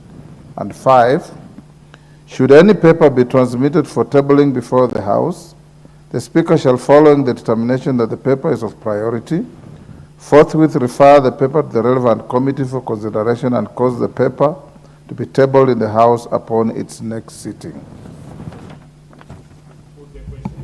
Robert Mbui. Thank you, Mr. Speaker. I also rise to support this procedural motion, but I wanted to point out one matter here on part 4. The one on statutory instruments. Mr. Speaker, it's important to note that regulatory making authorities that make regulations pursuant to the bills that we pass in the House, sometimes within the statutory instruments, within the gazettement, may even be imposing charges on the general population. And so I've noticed it has been a tendency sometimes for the executive to wait just before the House goes on the recess is when they publish some of these very, I would say, punitive regulations. And Mr. Speaker, the danger would face is that if we go on a recess of 2 months, is that then these, the imposition of these levies or fees would proceed, because the minute the gazettement takes place, already the regulations become law. Until the Committee on Delegated Legislation of the House is seized of the matter and deliberates on it, and in case the committee decides that they are too punitive and have to be annulled, then they would have to wait until the House sits. That's when they would present them. So I feel that everything else makes a lot of sense, but we may also be careful that we don't now allow the executive to make laws, collect taxes for or levies for 2 months, and then a House makes a decision when already, you can say the horses have bolted. So I support, but I think it's important to figure out how to handle that part on statutory instruments. Thank you, Mr. Speaker. Yes, Owen? Honourable Speaker, I think it's what Honourable Mbui has raised is very important, and I think we saw a flagrant of statutory instruments being put out there during the long recess. And I think as a House we need to, because nobody can make law apart from Parliament, and we think we need to put that. But having said that, I think we have a great opportunity because the Statutory Law Amendment Bill is coming in. I think it will be read first reading today without any debate. But it's important that those things are captured so that we can actually stamp our authority in terms of lawmaking as Parliament. I thank you, Honourable Speaker. When by the leadership, you should advise all government departments, ministries, and statutory bodies that they have no capacity to turn anything into law until and unless it has passed through this House. Even this number 4 simply says once it comes here, it still remains a proposal until it's processed through the committee, brought to the floor, and adopted by the House. That's when it becomes a legal instrument with a force of law. And besides that, if there are any other issues like taxation, levies, and whatever, the committees must do their work and sieve them out. I can now put the question. Honourable members, I now put the question that notwithstanding the provisions of Standing Order 41 and 42 relating to conveying of messages from the Senate and from the President or the National Executive, Standing Orders 120, 122, and 126 relating to publication, procedure upon publication and first reading of bills, and Standing Order 210, 2 relating to tabling of statutory instruments, this House orders that during the short and long recess of the 3rd session, 1, upon receipt of any message from the Senate or upon receipt of any name of a person nominated for appointment to a state or public office from the President or any other office in the National Executive, the Speaker shall forthwith refer such message to the relevant committee for consideration without having to recall the House and report such fact to the House on resumption. 2, upon receipt of any message relating to the Senate's amendment to a bill originating in the National Assembly, the Speaker shall forthwith refer the schedule of the Senate amendments to the relevant committee for consideration pursuant to the provisions of Standing Order 145, Senate amendments to bills originating in the National Assembly, and report such fact to the House upon resumption. 3, should a bill be published during the said period or a published bill become due for first reading, the Speaker shall, upon lapse of at least 3 days following the publication of the bill and following a determination that such bill is a priority, forthwith refer such a bill to the relevant committee for consideration pursuant to the provision of Standing Order 127, committal of bills to committees and public participation, and cause the bill to be read a first time upon its next sitting, and the second reading may be taken forthwith or on such other day as the House Business Committee may determine. 4, should any statutory instruments be transmitted for tabling before the House during the period, The Speaker shall, following the determination that the statutory instrument is of priority, forthwith refer the statutory instrument to the relevant committee for consideration and cause the statutory instrument to be tabled in the House upon its next sitting in accordance with the provisions of Section 11 of the Statutory Instruments Act number 3 of 2013. And 5, should any paper be transmitted for tabling before the House, the Speaker shall, following a determination that the paper is of priority, forthwith refer the paper to the relevant committee for consideration and cause the paper to be tabled in the House upon its next sitting. As many as of that opinion say aye. Aye. Will those of the contrary opinion say nay? The ayes have it. Next order. Order number 13, procedural motion, limitation on debate on legislative proposals to amend the Constitution. Majority Leader. Thank you, Honorable Speaker. Honorable Speaker, I beg to move that, pursuant to the provision of Standing Order 97.1, this House orders that each speech in the general debate contemplated under Standing Order 1147A and B, consideration of the legislative proposal to amend the Constitution be limited as follows. A maximum of 20 minutes for the mover in moving and 10 minutes in replying, 15 minutes for the leader of the majority party and the leader of the minority party if the proposal is not party-sponsored, members with similar or related proposals and the chairperson of the relevant department committees, and 10 minutes for any other member speaking, and further that priority in speaking shall be accorded to the leader of the majority party and the leader of the minority party and the chairpersons of the relevant departmental committee in that order. Honorable Speaker, I request that I ask Dr. Mutunga to second. Thank you, Honorable Speaker. Honorable Speaker, constitutional amendment is a very key issue in this country, and I believe the way the time has been apportioned is crucial because it will allow most of the members to contribute. Therefore, I second. Honourable members, I now propose the question, which is that pursuant to the provision of Standing Order 97.1, this House orders that each speech in the general debate contemplated under Standing Order 1147AB, consideration of a legislative proposal to amend the Constitution, be limited as follows. A maximum of 20 minutes for the mover in moving and 10 minutes in replying, 15 minutes for the leader of the majority party and the leader of the minority party if the proposal is not party-sponsored, members with similar or related proposals and the chairperson of the relevant departmental committee, and 10 minutes for any other member speaking, and further that priority in speaking shall be accorded to the leader of the majority party, the leader of the minority party, and the chairperson of the relevant departmental committee in that order. Now put the question. Before I put the question, honorable members, allow me to acknowledge in the speaker's gallery, seated in the upper echelon, I believe these are students from PCEA Mitahato Secondary School, Githunguri, Kiambu. On my behalf and on behalf of the House, I welcome the students and their teachers to the House of Parliament. I now put the question, which is that, pursuant to the provision of Standing Order 97.1, this House orders that each speech in the general debate contemplated under Standing Order 1147AB, consideration of a legislative proposal to amend the Constitution, be limited as follows.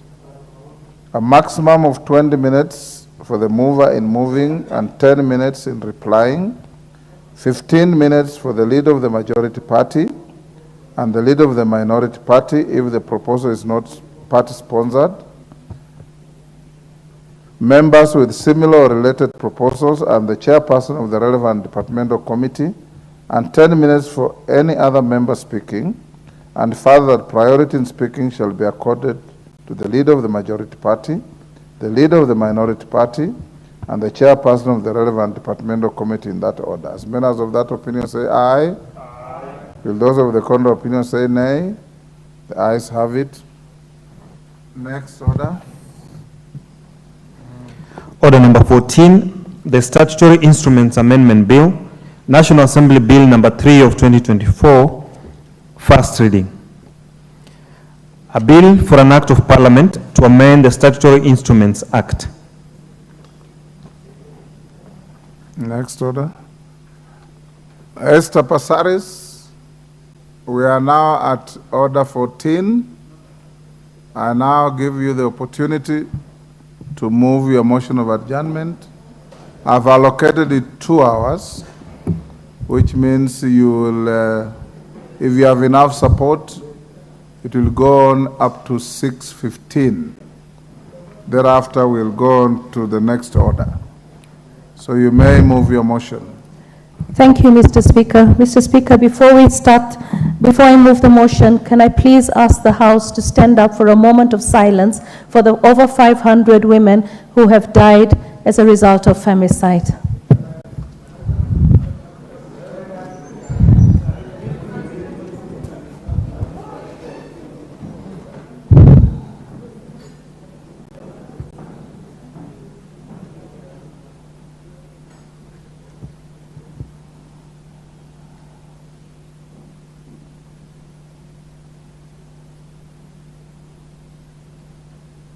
Thank you, Mr. Speaker. Thank you.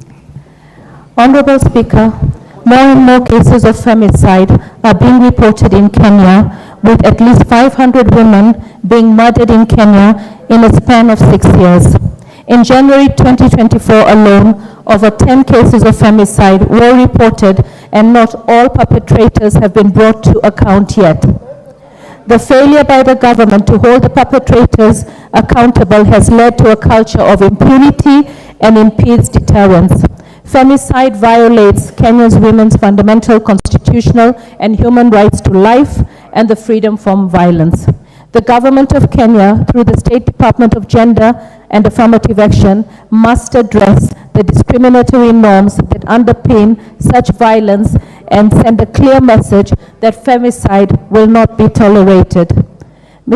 Honorable Speaker, it is incumbent on the government of Kenya to implement Articles 26 and 29 of the Constitution of Kenya 2010, the protocols to the Africa Charter on Human and People's Rights and on the Rights of Women in Africa, Maputo Protocol, and the Convention on Elimination of All Forms of Discrimination Against Women, to ensure women and girls are safe and free from all forms of gender-based violence. Honorable Speaker, while Kenya government agencies have made various commitments and pledges, few have been followed by concrete action that end the surge of femicide in the country. Kenyan members of Parliament are calling on key actors to prioritize investigation and prosecution of cases of gender-based violence. We also call on the Director of Criminal Prosecution to keep the public updated on the ongoing probe and share information on perpetrators who have been arrested.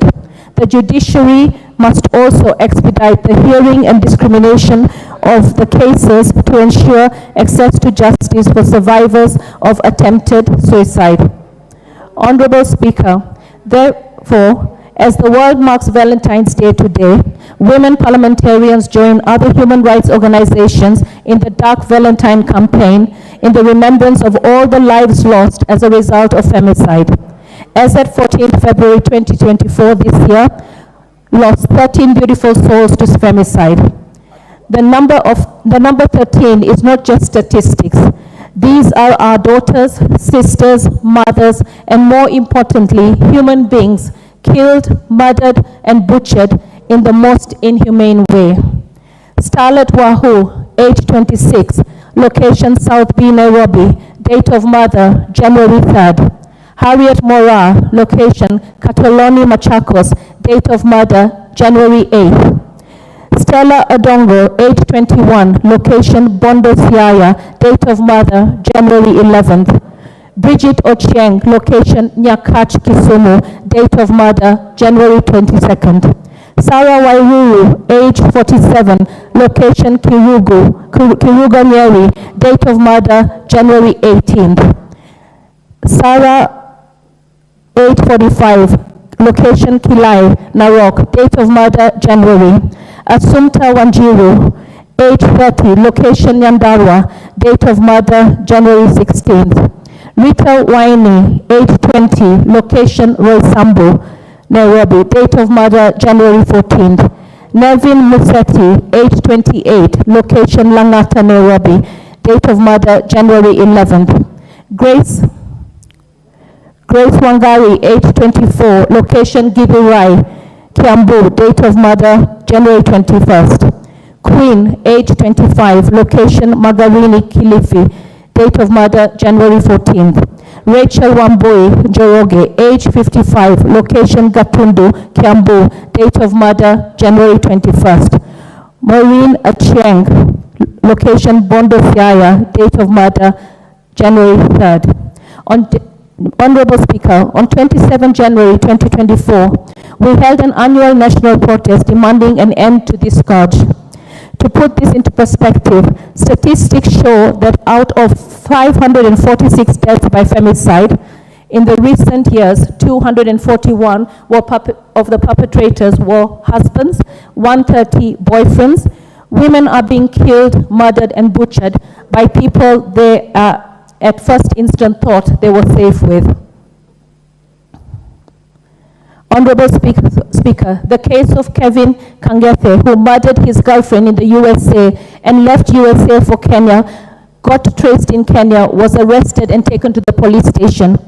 At the police station, he escaped and has now been rearrested. Again, clearly points to the lack of seriousness in the handling of femicide perpetrators. A society is judged by how it treats the marginalized and most vulnerable.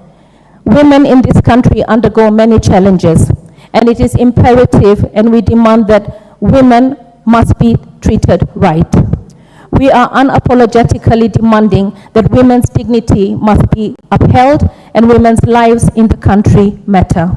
Honorable Speaker, in conclusion, we therefore demand that the Ministry of Interior issues a status report on all cases of femicide and investigations that have been concluded and the perpetrators who have faced the law in court. That the President makes a declaration issued on violence against women and femicide as a national crisis. That an executive order be issued on zero tolerance to violence against women and femicide. That all political parties initiate disciplinary action against its members who make misogynistic statements and statements supporting and inciting and encouraging violence against women and femicide, as well as those accused of the same. That there may be responsible and less sensational reporting from media houses on femicide and violence against women. Viewer discretion in the release of unnecessary violent details and images must be adhered to. We demand dignity even in death for victims of femicide. We encourage media houses to engage feminist experts to help them improve reporting practices. Women are more than half of their viewership.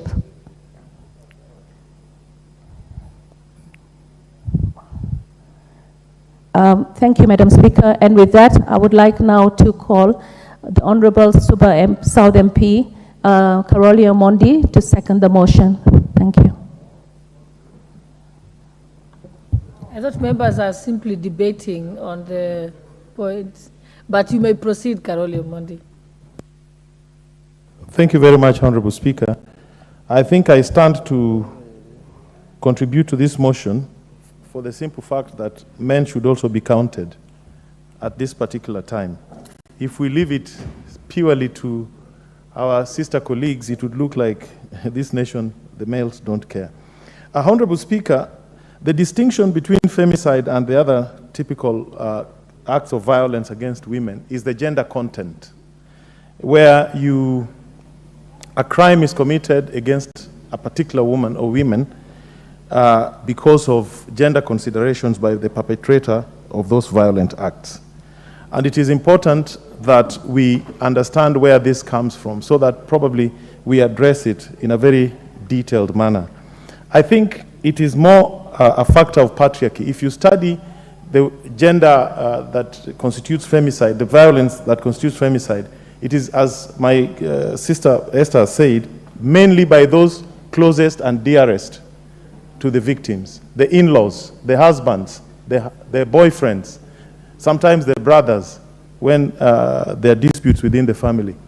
And this is a function of patriarchy. And we live in societies that, though our constitution recognizes our culture and Article 11 as the cumulative civilization that we have built over the years, we still have cultural norms and practices that are the same constitution recognizes as repugnant to justice and morality. We have concentrated power in the hands of men. We have built cultural institutions that exclude women in decision making. We have promoted cultural practices and norms that give dominance of men the standing that we have.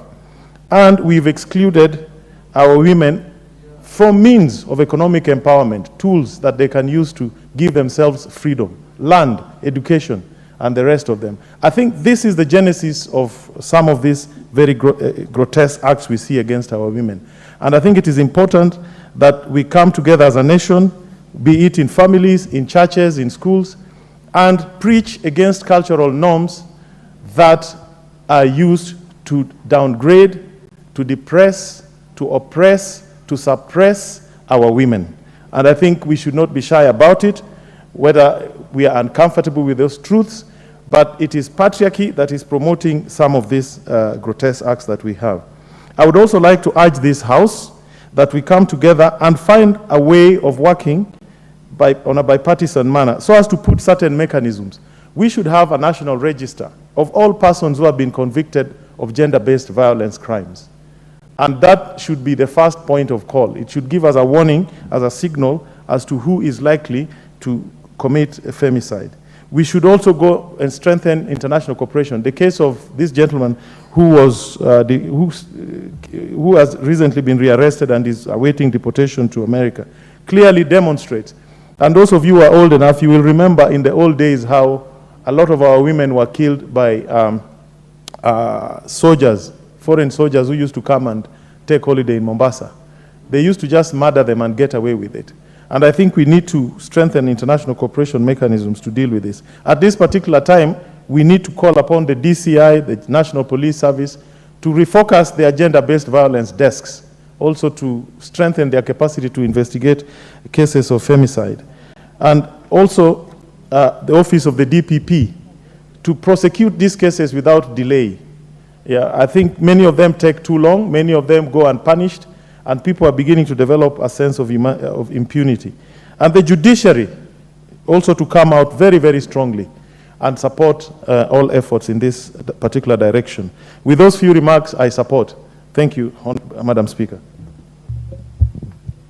The Honorable Leah Senkaire.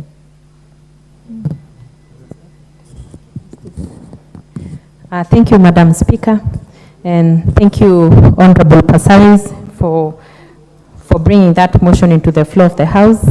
And Madam Speaker, I think it's about time we started talking about femicide, not as a women issue, but an issue of national importance.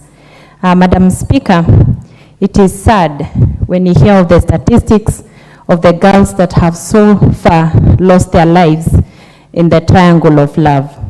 And Madam Speaker, it will be wrong for us to be quiet in the National Assembly. It is good for us to raise our voices and ask very critical questions surrounding the mysterious deaths of our girls.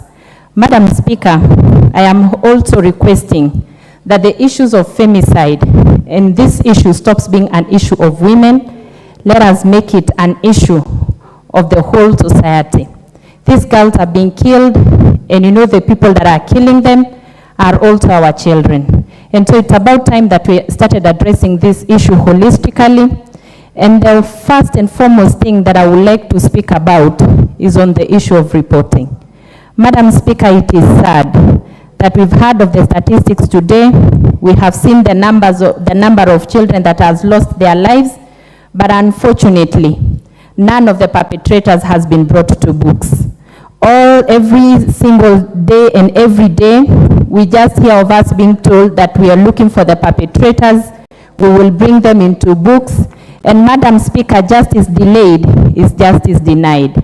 It is sad that we're burying our children and burying these beautiful girls whose their future was actually was actually bright, and you're burying them, and the saddest thing, Madam Speaker, is that we are burying them and there is no perpetrator that is brought into books. It is heartening to the families, it is heartening to the society to see your child going down, but the person that committed that crime is still out there.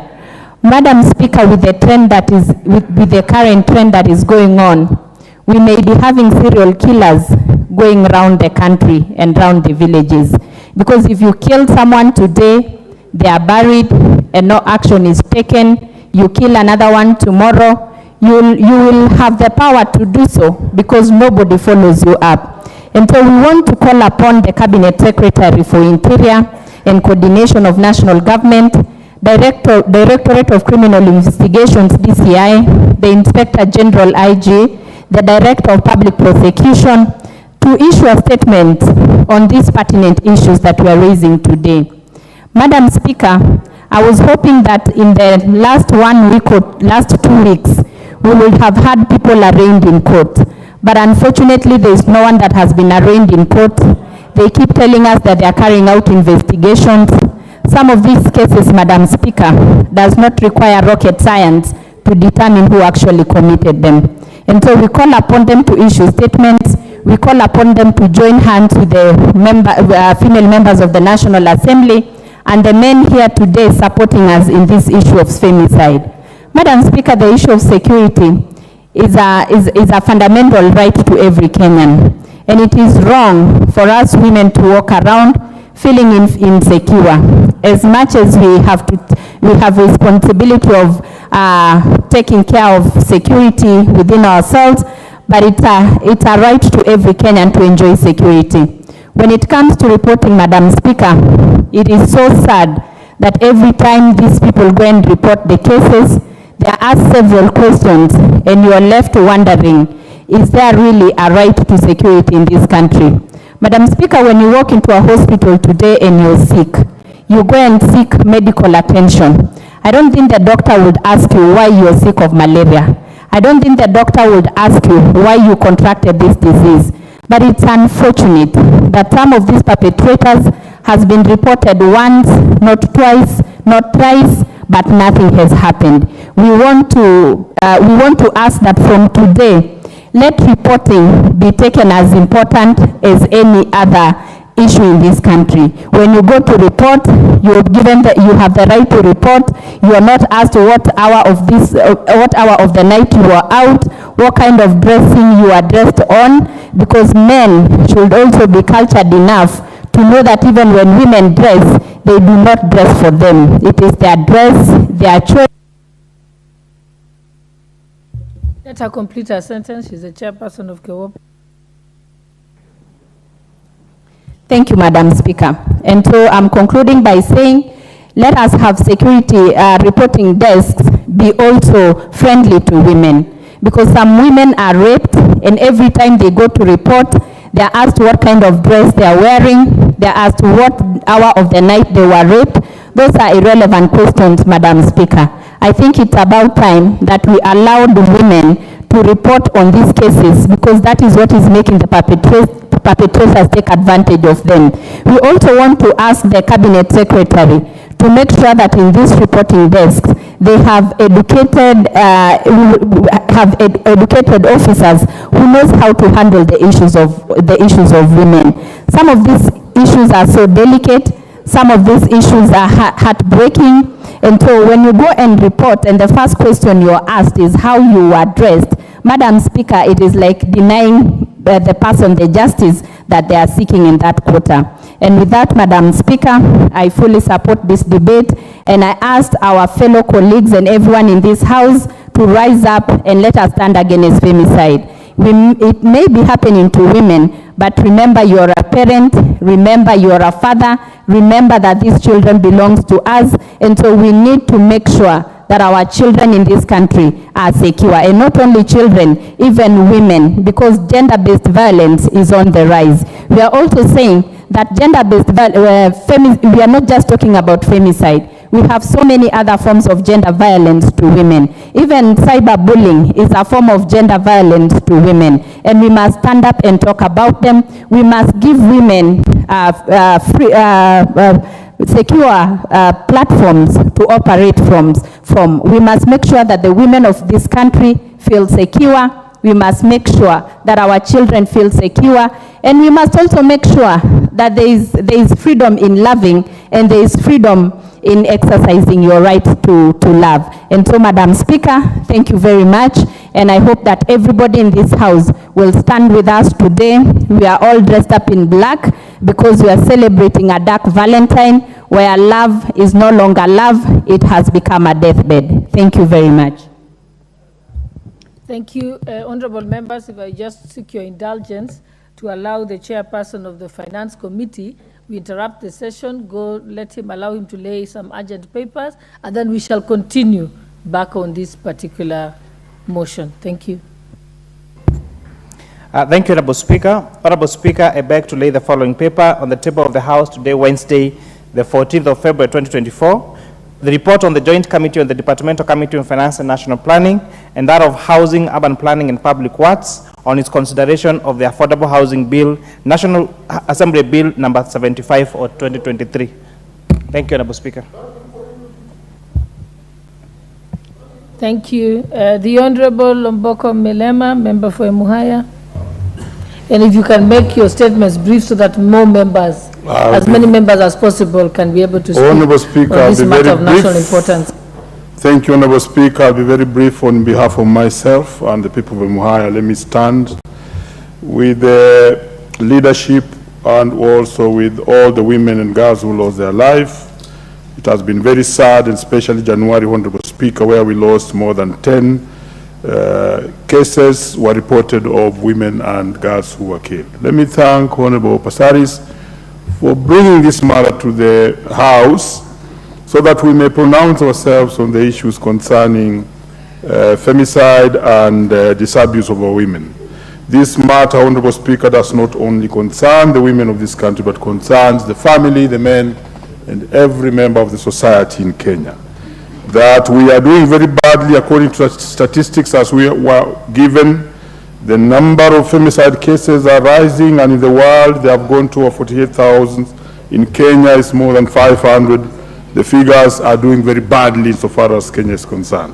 I would want to ask all those who are institutions, not only political parties as we have been told, but those who are in government offices, those who are in organizations, including Parliament itself, to pronounce itself on a statement of discrediting and condemning femicide in this country.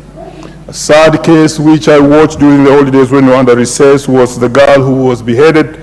And when we did our own walk around, we realized that that was a girl from a very poor family, a family of teachers in somewhere around Makueni and Kambani land. And she was simply deceived because she thought she was dealing with a love, somebody who loved her. Unfortunately, the person was not a good person.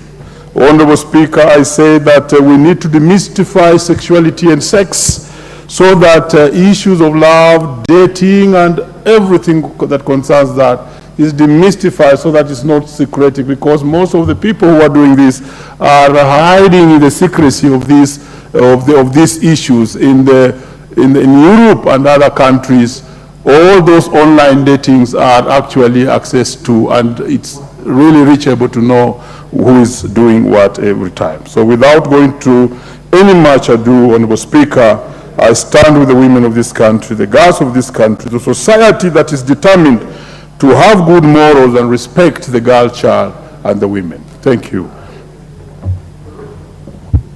The Honorable Lillian Gogo, member for Ruangwe. Thank you so much, Honorable Speaker, and I salute you. I've not seen you in the new year. Thank you very much. Honorable Speaker, I rise to give my voice to this matter that is of serious concern to this country. It is a global matter. Femicide is not a new term. It has been there for as long as mankind has existed. And Honorable Speaker, it saddens my heart. It saddens my heart that what is intended by the natural law to benefit human beings is used to the contrary to the extent that it causes death. The relationship, Honorable Speaker, between a man and a woman is noble. And it is from this that we have the bearing, we bear children. God has made it that it is from the relationship between a man and a woman, other than the innovation of science, that we can have children. And a man would entice a woman to come to them, and a woman would agree and they meet. It is sad that it's from this that we have had the death of very many women and girls come up, Honorable Speaker. And as a house this afternoon, I want to thank my sister, the Honorable Pasaris, for bringing up this particular motion of adjournment in the House so that we can talk about it as people's representatives.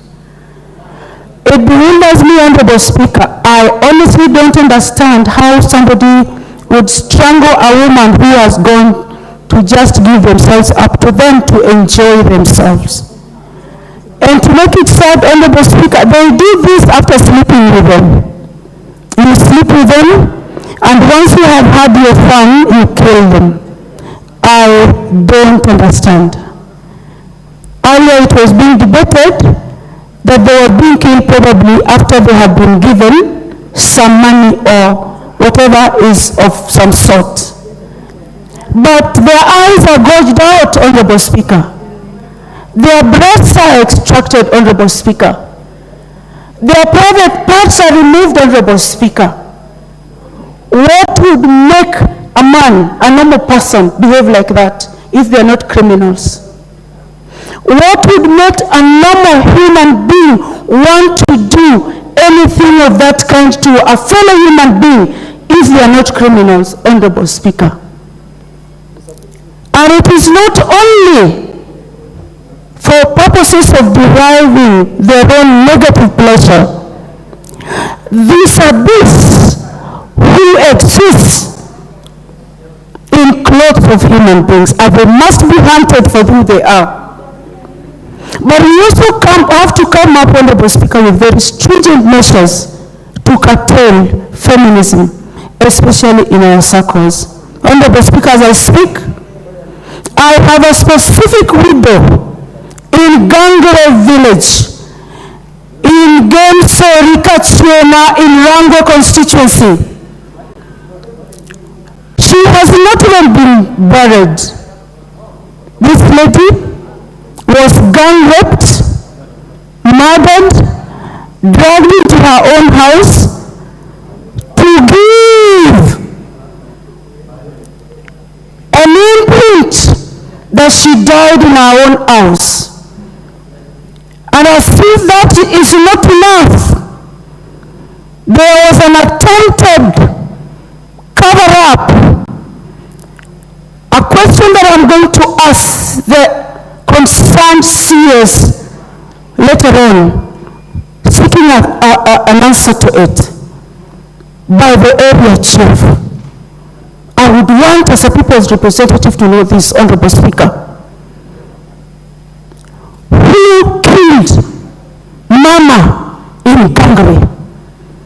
And as I mourn with other women who have gone through femicide in this country, femicide must come to an end in Kenya in totality. I stand with women of this country. I thank you, Honorable Speaker. Thank you very much.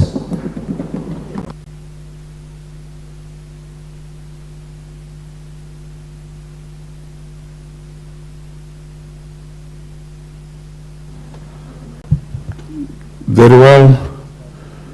Let me give this first chance as I come into to the Deputy Speaker to speak on this matter, because she also has another business to undertake. Thank you, Honorable Speaker, for this opportunity to lend my voice to this very important subject. I wish to thank the chairperson of KEWOPA, the Honorable Member for Kajiado, Honorable Lea Sankaire, and the Honorable Member for Nairobi County, Esther Passaris, for ensuring that this matter comes to the House. This challenge has been with us.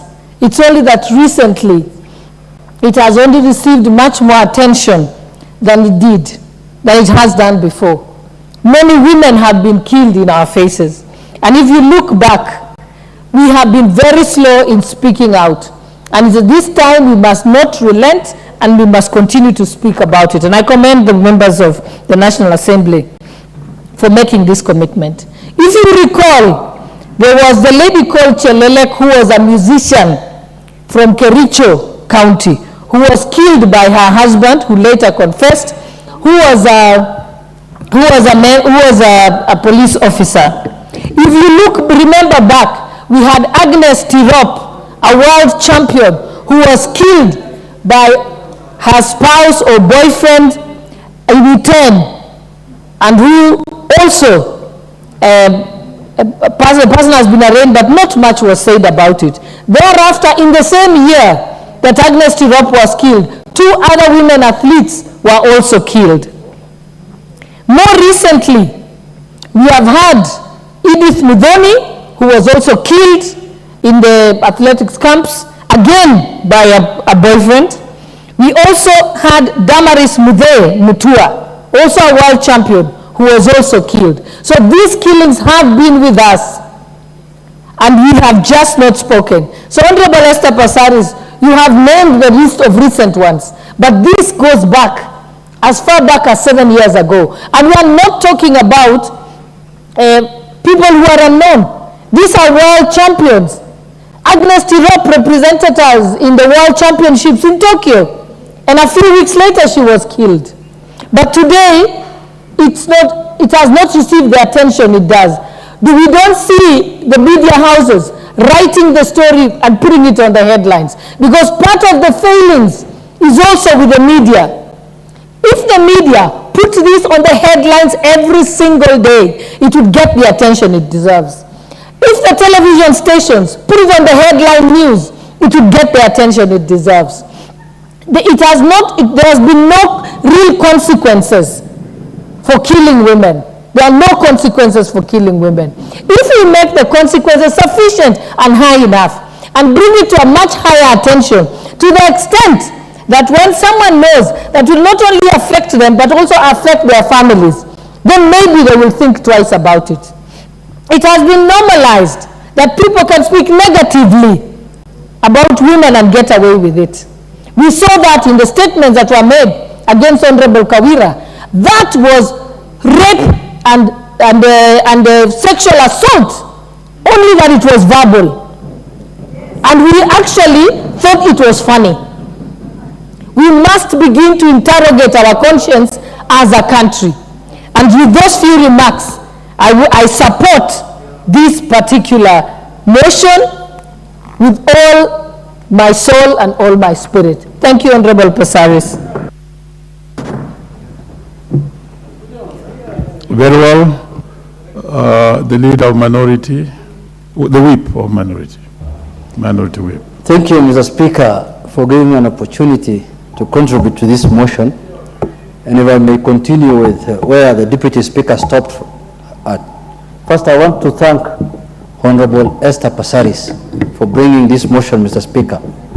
It's very important because this is the place that we need to decide and come up with proposals on how to govern ourselves, Mr. Speaker. Mr. Speaker, we cannot make killing of women a normal issue. It's unacceptable, Madam Speaker. And I want to tell you that any man who kills a woman is a weak man. He's a useless man. He's not worth being called a man, Mr. Speaker. That is the truth of the matter. Because, Mr. Speaker, and even to make it worse, you are killing a woman who has trusted you, who has loved you, loves you, a woman who has shown faith in you. Then you dupe her, you take her to an Airbnb, then you kill her there, Mr. Speaker. That is an animal, that's not a man. We must describe those ones as animals, not men, Mr. Speaker. Mr. Speaker, I'm shocked that in 2024 we are speaking about this matter, because I have not yet recovered from what happened in my county one time, Mr. Speaker, where a lady called Sharon, who was expectant, who was almost at the delivery point, Mr. Speaker, was killed by people in a forest. Instead of allowing her to deliver the baby in a matter of weeks, I think, or days, and she was killed. The child inside her was killed. I have never recovered from that shock. And Mr. Speaker, now it is becoming a norm.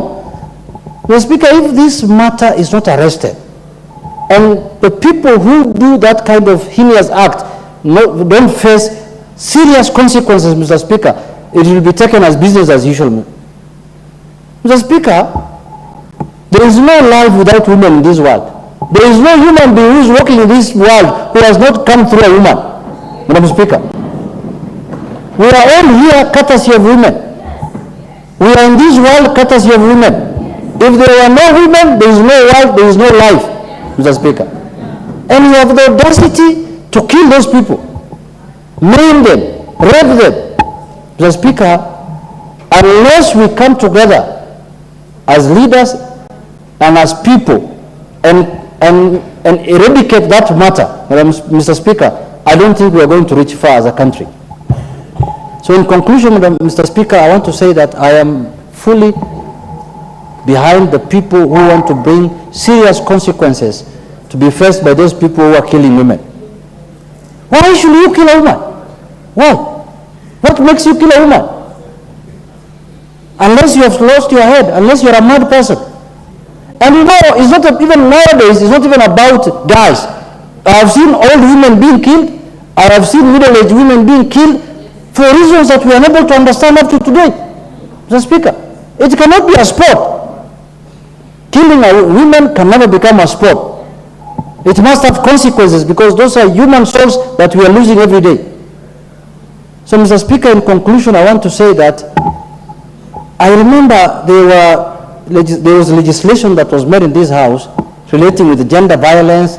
I don't know why they are not being more harsher than this, Mr. Speaker. We need to come up with a legislation that says if you kill a woman, you should be killed. If you kill a man, you should pay just 100 camels. Yeah, that's all. That's enough for a man. But if you kill a woman, because a woman is a factory, a woman is the one who produces men. Now you are killing the people who are supposed to bring life to us. If you kill a woman, Mr. Speaker, you must be killed also. Or you must face the death penalty. That should be the minimum that you should face. With those few remarks, Mr. Speaker, I again thank Madam Honorable Passaris. She has brought she could not bring this motion a better day than today when we are celebrating Valentine. Sure. It's the best day to discuss this matter, Mr. Speaker, because many women have lost their lives through love. People they have trusted, people they have, developed relationship with. So, Mr. Speaker, the House must rise to the occasion, and the institutions that are mandated to take action, like the police, the DCI, must do everything possible to make sure that any man who hurts a woman, not only killing, who hurts a woman, must face the full force of the law, Mr. Speaker. Killing now. Any man who hurts a woman, Mr. Speaker, I'm going to support that legislation, that he should be. Some of us, let me not say mine, because I know how I treat women. I treat them very well. So they should follow my example. Hey, you guys. Thank you. As I give Honorable Lachi, let me indicate that the screen is full of people who are not in the House. And please, our clerks, clear the lists. And also, I'm not seeing on the screen the honorable women on the screen. So please key in if you want to speak on this. Meanwhile, let me give Honorable Lachi. Thank you, Mr. Speaker. And Mr. Speaker, I also want to thank you so much, because you have been one of those male champions that we have seen for many years on issues of women. As I stand to support this motion and to really appreciate my leader, Honorable Esther Passaris, for bringing in this motion at a time when we talk of love that has become a dark love that has brought more darkness than the love we thought about. Love that has removed the book of Timothy, chapter 13, from our faces and given us something else. Mr. Speaker, in Kenya today, we have robust laws. The framework is there on issues of gender. But on the 27th of January, Mr. Speaker, when women and men were coming out to just call upon the government to come in and see what is this that has just hit Kenya, that we can lose 10 women in January and more because we have more who we have not, we don't know whether they have also found themselves or their families have been able to go and report. But more importantly, Mr. Speaker, the worrying trend is that we have normalized gender-based violence in Kenya. We have made it a very normal issue now. There is nothing as brutal, Mr. Speaker, as femicide. It's extreme. It is the worst violence any person can go through. And even when I look at the stories we are getting, it's not just in Kenya. You find a Kenyan who was in the US, you decide to brutal, kill your wife, kill your girlfriend, throw the girlfriend's body at the airport, and you just take a plane and come back to Kenya. And when you're in Kenya, Mr. Speaker, Kang'ethe walks into the cells and comes out and says, I just walked out. Then now you wonder, what just happened to Kenya? What happened to our security forces? Yes, I know people will start saying the women, but honestly, this is love. Nobody is pushing the other. Why would you do that?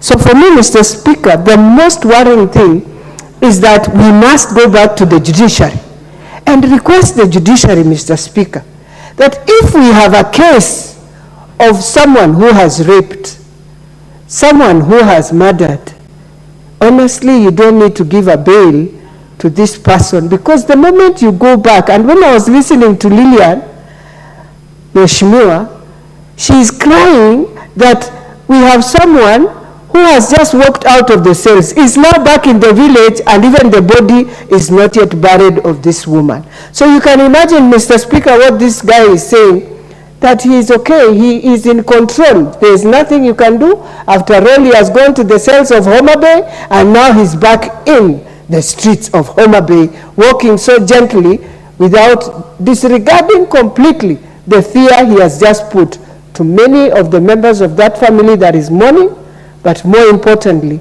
just to imagine that we can be here listening. I want to request the CS internal security that in Homa Bay, since we have this case now, and they know the people, they know the chief, can first the chief be suspended, put aside for them to understand that case. Mr. Speaker, I would humbly also request that it is time the leadership to talk about it. Keeping quiet sends a very chilling fear in the country. It is important for them to raise a voice. And that voice will help for people to realize there are things that are happening that is wrong. We have given people, I want to finalize by just saying, as much as we have agreed people to walk into our airport, we have not told them to come and mayhem our girls because of what they want to achieve in their witchcrafts or any other things they are thinking. They want bodies, because you cannot just mayhem and cut somebody's head if you are not a witchcraft or a witch going to use it for your witchcraft, Mr. Speaker. So, Mr. Speaker, I beg to support, and I really cry for the women of this country, and more importantly, please. The Honorable Kimani.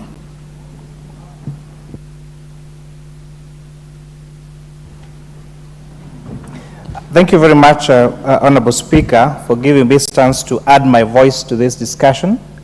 And from the onset, I'd like to congratulate the County Member of Parliament for Nairobi, the Honorable Esther Pasaris, for bringing this particular motion today. Honorable Speaker, it is disheartening, it is very painful that we have the men who should be the protectors of the society are the ones who are killing women. Even in war, Honorable Speaker, women were never killed. If you study the wars even in the stories in the Bible, there is no time that people killed women and children. So the fact that in 2024 we have men who, if you look at them on the road, you'll think they have sane mind, or you might respect them on the road, taking this heinous action of this injustice on women is truly, truly, truly sad. And Honorable Speaker, if you listen to some of the arguments made, including on social media, saying, oh, the lady, for example, ate your money, they ate your transport money, you send money for transport, they did not come. You are a fool to have sent money to someone for them to come. Because even this thinking, Honorable Speaker, that sex is only enjoyed by men is so false. If she wants to have sex, she is going to enjoy it too. And therefore, there is no reason why you should spend your money for someone who doesn't want to come to you.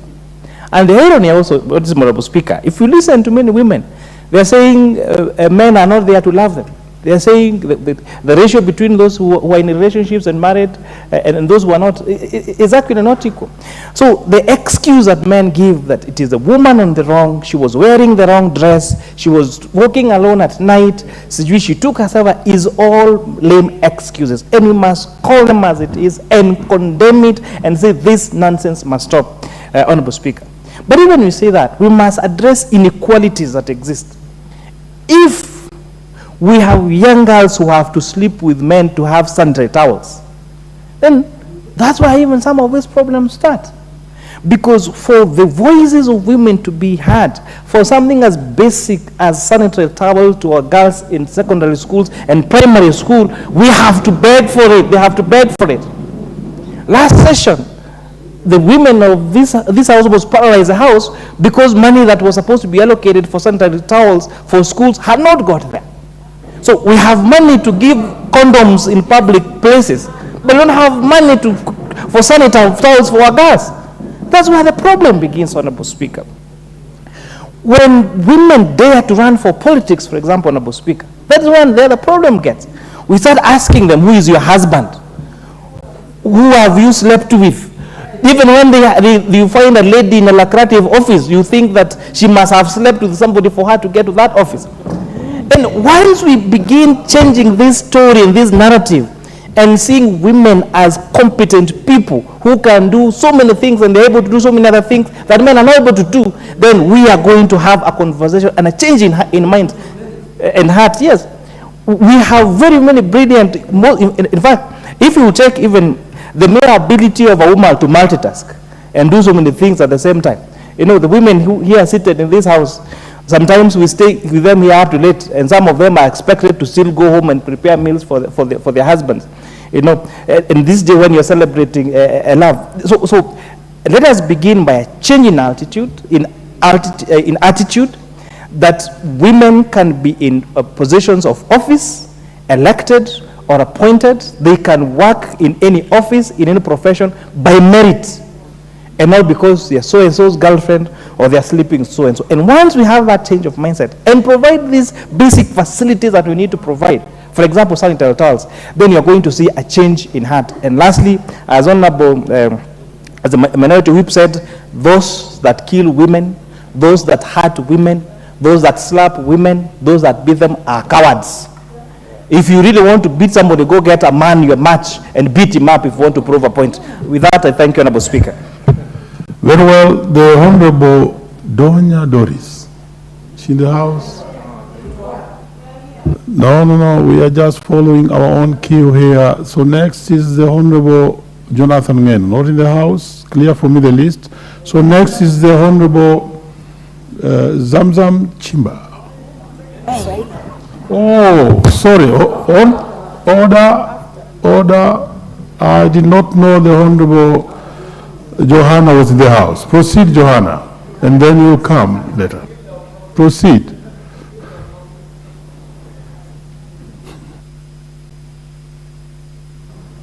Thank you, Mr. Speaker.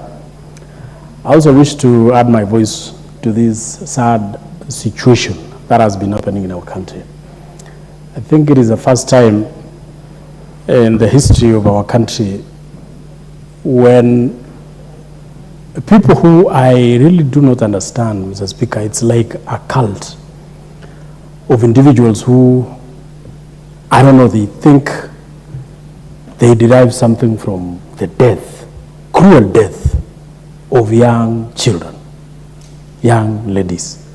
Mr. Speaker, I really wish to thank Mheshimiwa Passaris, who is also in my committee, belongs to my committee, for bringing this particular topic and this issue so that the Kenyan people can understand, most importantly, that, and who also supported, who supported, Mr. Speaker, the issue of standing with ladies and women of this country, Mr. Speaker. That shows she's a very great lady who thinks widely and who cares about their daughters or her daughter. Mr. Speaker, I also have daughters. And when I see young women being killed, young women being exploited, young women dance all sorts of manner of things, Mr. Speaker, I feel that something should be done in this country. Like what my colleagues have said, we saw some few years ago about deaths, cruel deaths of young ladies, like Chelele from Bomet, like Monica, like even the woman who was from Migori, who was expectant, Sharon. When you hear how she died, Mr. Speaker, you know, sometimes even there are some deaths which you can imagine how cruel or how long that death comes. You know, sometimes you feel that if you must die, you die in such a way that the time for death is so short. But you can imagine how Sharon must have felt through that moment when somebody is driving a knife on her stomach. Mr. Speaker, and then the latest, where a lady, somebody is dismembering somebody. I don't know if he dismembered that lady when she was still alive, cutting a piece of her hand, a piece of her leg, and then now approaching the head. Mr. Speaker, I don't know what kind of punitive measures. And when I saw, I must thank the lady judge who gave a ruling that put somebody behind bars. Mr. Speaker, I don't know why. Of course, they say the law is an ass. Why would you even give a murderer bail or bond? These are people who are supposed to stay behind bars for as long as the case is ongoing until it is determined. But of course, you know, we have a constitution that gives people the right to have the right to bail and the right to come and stay around, hang around, kill witnesses, threaten witnesses. But Mr. Speaker, on this case of ladies being killed, I don't know what kind of punitive measures we should. I think apart from even the constitution itself, as members of parliament, we need to give serious and punitive measures against these killers. You know, when we read the case of rape and defilement, Mr. Speaker, for those of us who know this law, the case of defilement is a little bit weaker than even the case of rape. And defilement is on children, young children below 18 years. Then we wonder, why are you giving somebody who defile young children below 18 years such an understanding? So, Mr. Speaker, I think as members of this House, and I wish Mheshimiwa Passaris and the rest of the ladies in this House, including Mheshimiwa Beatrice, the great woman from Kericho, bring a law here that anybody who does anything wrong, defiling or killing a young lady, or a lady for that matter, should not be given any bail. They should rot in the police cells so that people can understand the morality and how to live in this way. You made your point. Proceed, Honorable Zamzam.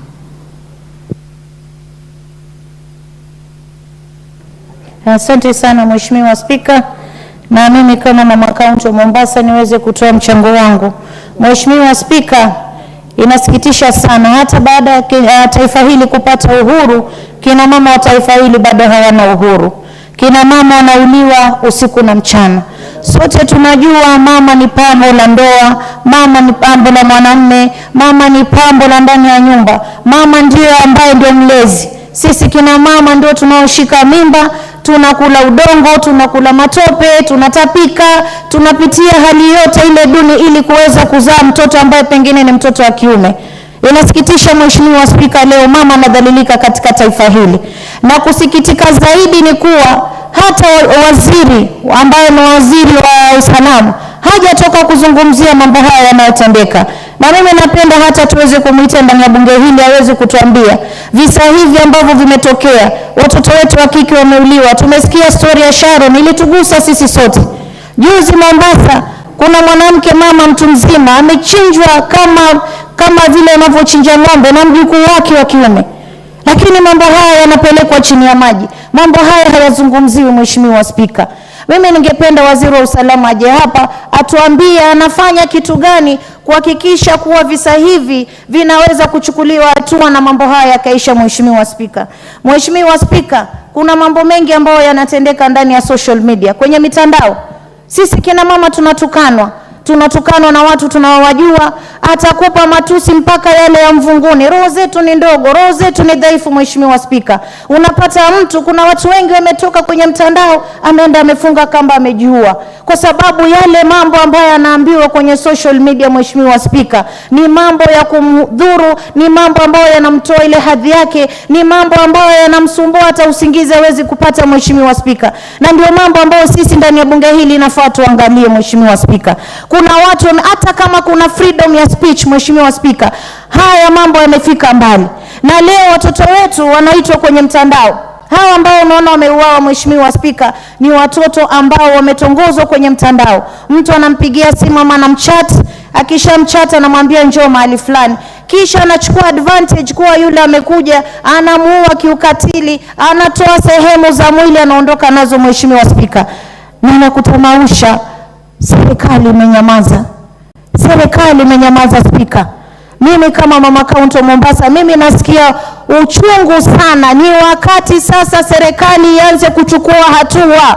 Ni wakati ambapo serikali ianze kusikiza sauti za kina mama. Mimi nimekuwa na tena, mimi nataka kuwapongeza sana wale wabunge wanaume walioko ndani ya bunge hii wakati huu ambapo tunatoa huu mjadala. Nimshukuru ndugu yangu Junet, nimeona Kiare pale, nimeona na wabunge wanaume. Nyinyi mmesimama na kina mama na mimi leo nawapongeza. Nawapongeza, bunge limebaki tupu. Watakuja na mijadala yao, watataka sisi kina mama tuwatetee, sisi tunauliwa. Tutasimama na wale viongozi ambao wanasimama na kina mama Mheshimiwa Spika. Na ni wakati ambapo tuanze kuzungumza kwa sauti moja. Mwanamke anafaa heshimiwe. Mtoto wa kike anafaa thaminike. Haya mauaji tunasema yaweze kusitishwa. Tumezungumza tukilalamika siku zote Mheshimiwa Spika. Nenda katika makoti yetu Mheshimiwa Spika, kesi zimejaa. Mtoto amelawitiwa, mtoto mdogo, mtoto ameuawa, lakini kwa sababu hata wale majaji wa kutosha pia hatuna. Na ndio mimi kama mama county namlilia Chief Justice wetu kule Mombasa, tuongezee majaji. Hizi kesi ziko, babu amelawiti mjukuu wake, ametoka yuko kule anauza barafu, mtoto anakaa na aibu, mtoto wa class 6 wa skuli. Yule mzee yuko nje tu, anacheza ile keram, anafanya mambo yake anamwendea. Yule wa Sharon tunaona kule nje wako tu, hatujapata mtu paka sasa ambaye alimuua, wala kesi haijamuliwa kivyovyote vile. Yule mama amekufa na mtoto wake. Mheshimiwa Spika, kama mama county mimi nasema tuweke sheria, mwenye kuua auliwe, mwenye kulawiti mtoto mdogo akatwe dude lake. Mheshimiwa Spika, tusipokwenda namna hiyo, hii watu watakuwa wakiendelea kila siku wanalawiti watoto, wanaua kina mama, na wao wanakaa wakinywa kahawa wakijisikia vizuri mahali wako. Mheshimiwa Spika, sisi tunasema jicho kwa jicho, sikio kwa sikio. Ukiua na wewe uwawe, ukilawiti na wewe ukatwe dude lake. Asante Mheshimiwa Spika. The Honorable John Mutunga.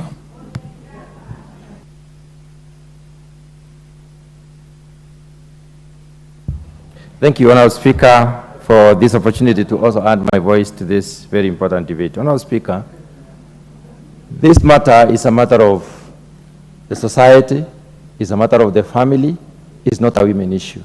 It's a very, very important issue that is affecting our country at this point in time. I wish to thank the two honorable ladies who have contributed to this debate to bring up this motion for discussion. Honorable Speaker, the debate is referred to as femicide. And the femicide has the connotation of a woman or women being killed by men or girls being killed by men. Honorable Speaker, normal men would never hurt a woman. In fact, I want to categorically say that even abnormal men, madmen, don't kill women. We have seen madmen all over, and we have never seen a madman associated with killing a woman. I want to thank the media for bringing out the match that they have been able to. And I want to purposely ask the media to do more than they have done, because we need some of these issues highlighted. We need statistics brought to the fore. We need cases mentioned specifically. And we need progress also posted so that we may be able to see what is happening to some of these cases. Honorable Speaker, we have seen cases where women are not only killed, but they are dismembered, and that is not the end. They are also put in bags and thrown out. We have seen women killed, and then parts of their body, the hand gets missing. We have seen women being thrown out of windows like pieces of rubbish.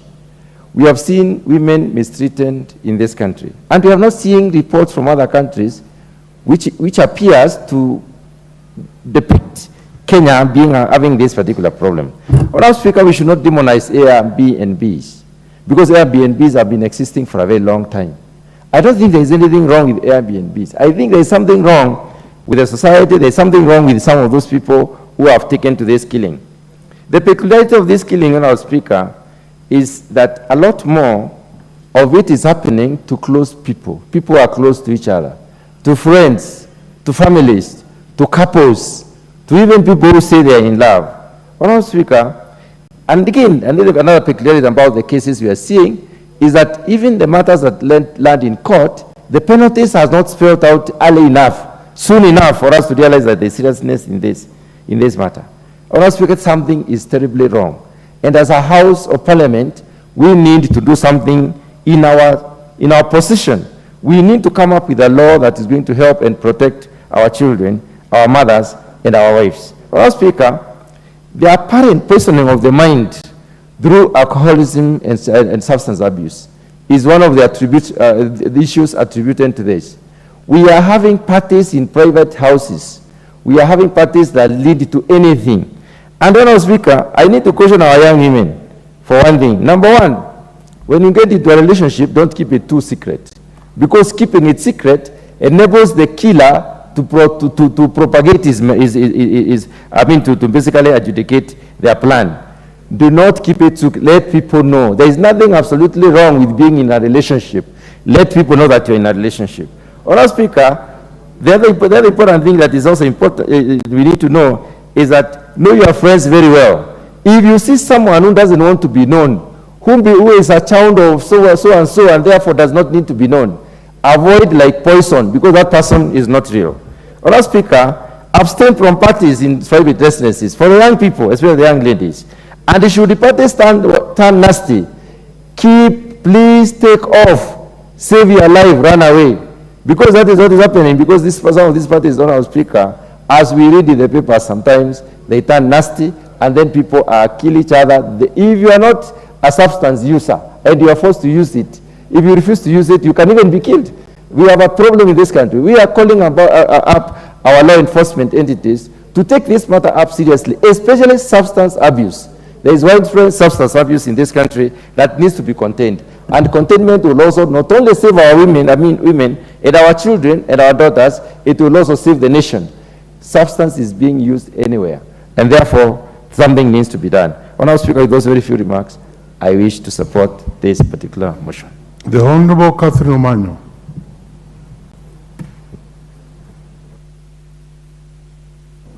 Thank you, Mr. Speaker. It is indeed difficult to discuss such a topic because something is dreadfully amiss in our society. I was forced to think that sometimes some people are badly cultured, but I think apart from being badly cultured, they have some criminal agents in their mind, some gene, because how can anybody start thinking to just kill somebody because either they dislike that gender or they just hate them, or just, that is just criminal. I stand here as a mother of twins, girls, and as an aunt to various nieces, and a girlfriend to various women MPs here and those that I schooled with. And I look at every woman with a lot of adoration. And I look at every woman and thank God for coming up with women in this world. Women run the world. And if we scare them, that we walk every day and know that we are insecure, that even sometimes I wonder if the DCI, if all the agents of security in this world, in this country, are awake. Do these people have daughters that we keep reading as if it's a storybook, and it is not a storybook. It is indeed happening in our country. We have to stamp down and bring out all the perpetrators, let them be behind bars, and something serious to take place, maybe even because some of them we have had have been arrested at the airport. Some of them are running away. And some of them, if they are arrested, must be having friends or cartels or people they do this business with. Why target girls? I even say it is not good to target anybody. There is nothing that can justify anyone being killed. I have been reading some comments. Some people say, hey, you girls, slay queens, you are too much. You are taxing us. You can never justify why anybody was killed. And I can never say that somebody was killed because. I can never. So I bleed, I cry with every family that has lost their daughter in that manner. And I just want to not allow any tolerance of any manner. Our government must wake up and do everything in a speed that is acceptable, because this deliberate killing of women has been happening, and we read on newspapers like it is just a day that happens, another day, and then we look for another day again of this kind of stories and just ignore. I think it is time everybody, whether a man or a woman, should say no to femicide. If you don't do it, it will be knocking your door the next day, and you will now maybe understand why it is not okay to okay such kind of criminal actions. Thank you, Mr. Speaker. The Honorable John Waweru.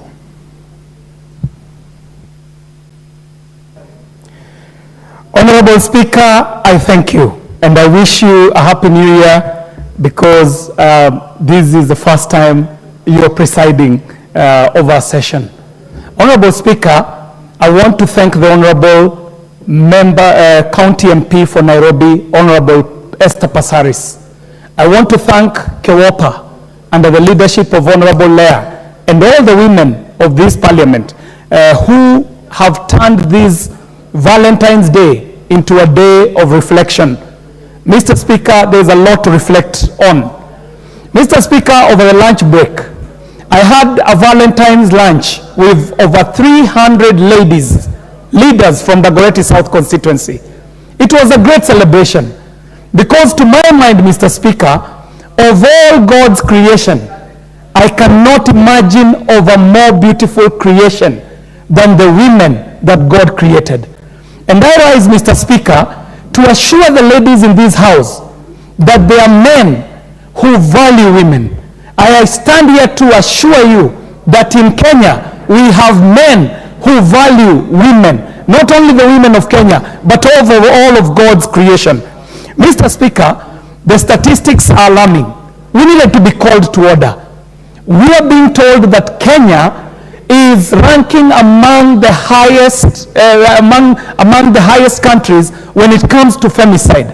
Mr. Speaker, this is not what Kenya would be proud of. So when we bring this topic to the House, Mr. Speaker, we are talking about the image of a country that is just about to be known for killing its women. Mr. Speaker, I would not want us to waste this opportunity that we have as a House to make it a session of lamentation. It ought to be a session where we decide what it is that we've got to do going ahead, Mr. Speaker. Mr. Speaker, the action of killing is the final act in a long trail of things that happens before someone premeditates to kill an individual. But it all starts with a thought. It starts in the mind. And Mr. Speaker, what we are seeing, we would not be wrong to say that this is a very sick country. Mr. Speaker, if you want us to verify that, you need to just go to our social media. Look at the conversations that are happening on the interwebs. See how nasty and toxic this country has become, that an individual will take up upon an individual that they know nothing of to tear them down on social media. It tells you of the mental state of this country, Mr. Speaker. So before we get to killing the women and the girls, we started out by being an extremely mentally sick nation, Mr. Speaker. So as we treat this, as we seek for a remedy, Mr. Speaker, we will need to have a conversation on the mental health of this country. What is our national psyche? Mr. Speaker, we also will need to seek innovative approaches. The approaches can be supported by emerging technologies, Mr. Speaker. As we speak today, we do not have any data that would indicate as to who these killers are and what signs we should be looking out for in an individual who is predisposed to be a killer. Mr. Speaker, we need to seek some innovative approaches. But mostly, Mr. Speaker, there is the element of negative masculinity. That the power and the strength that men have been given that was supposed to protect their women and children is now being misused, Mr. Speaker. So we have to ask ourselves, who is going to be the killer of women in the year 2030? Who is that young boy we are bringing up? What is the conversation we are having around the boy child?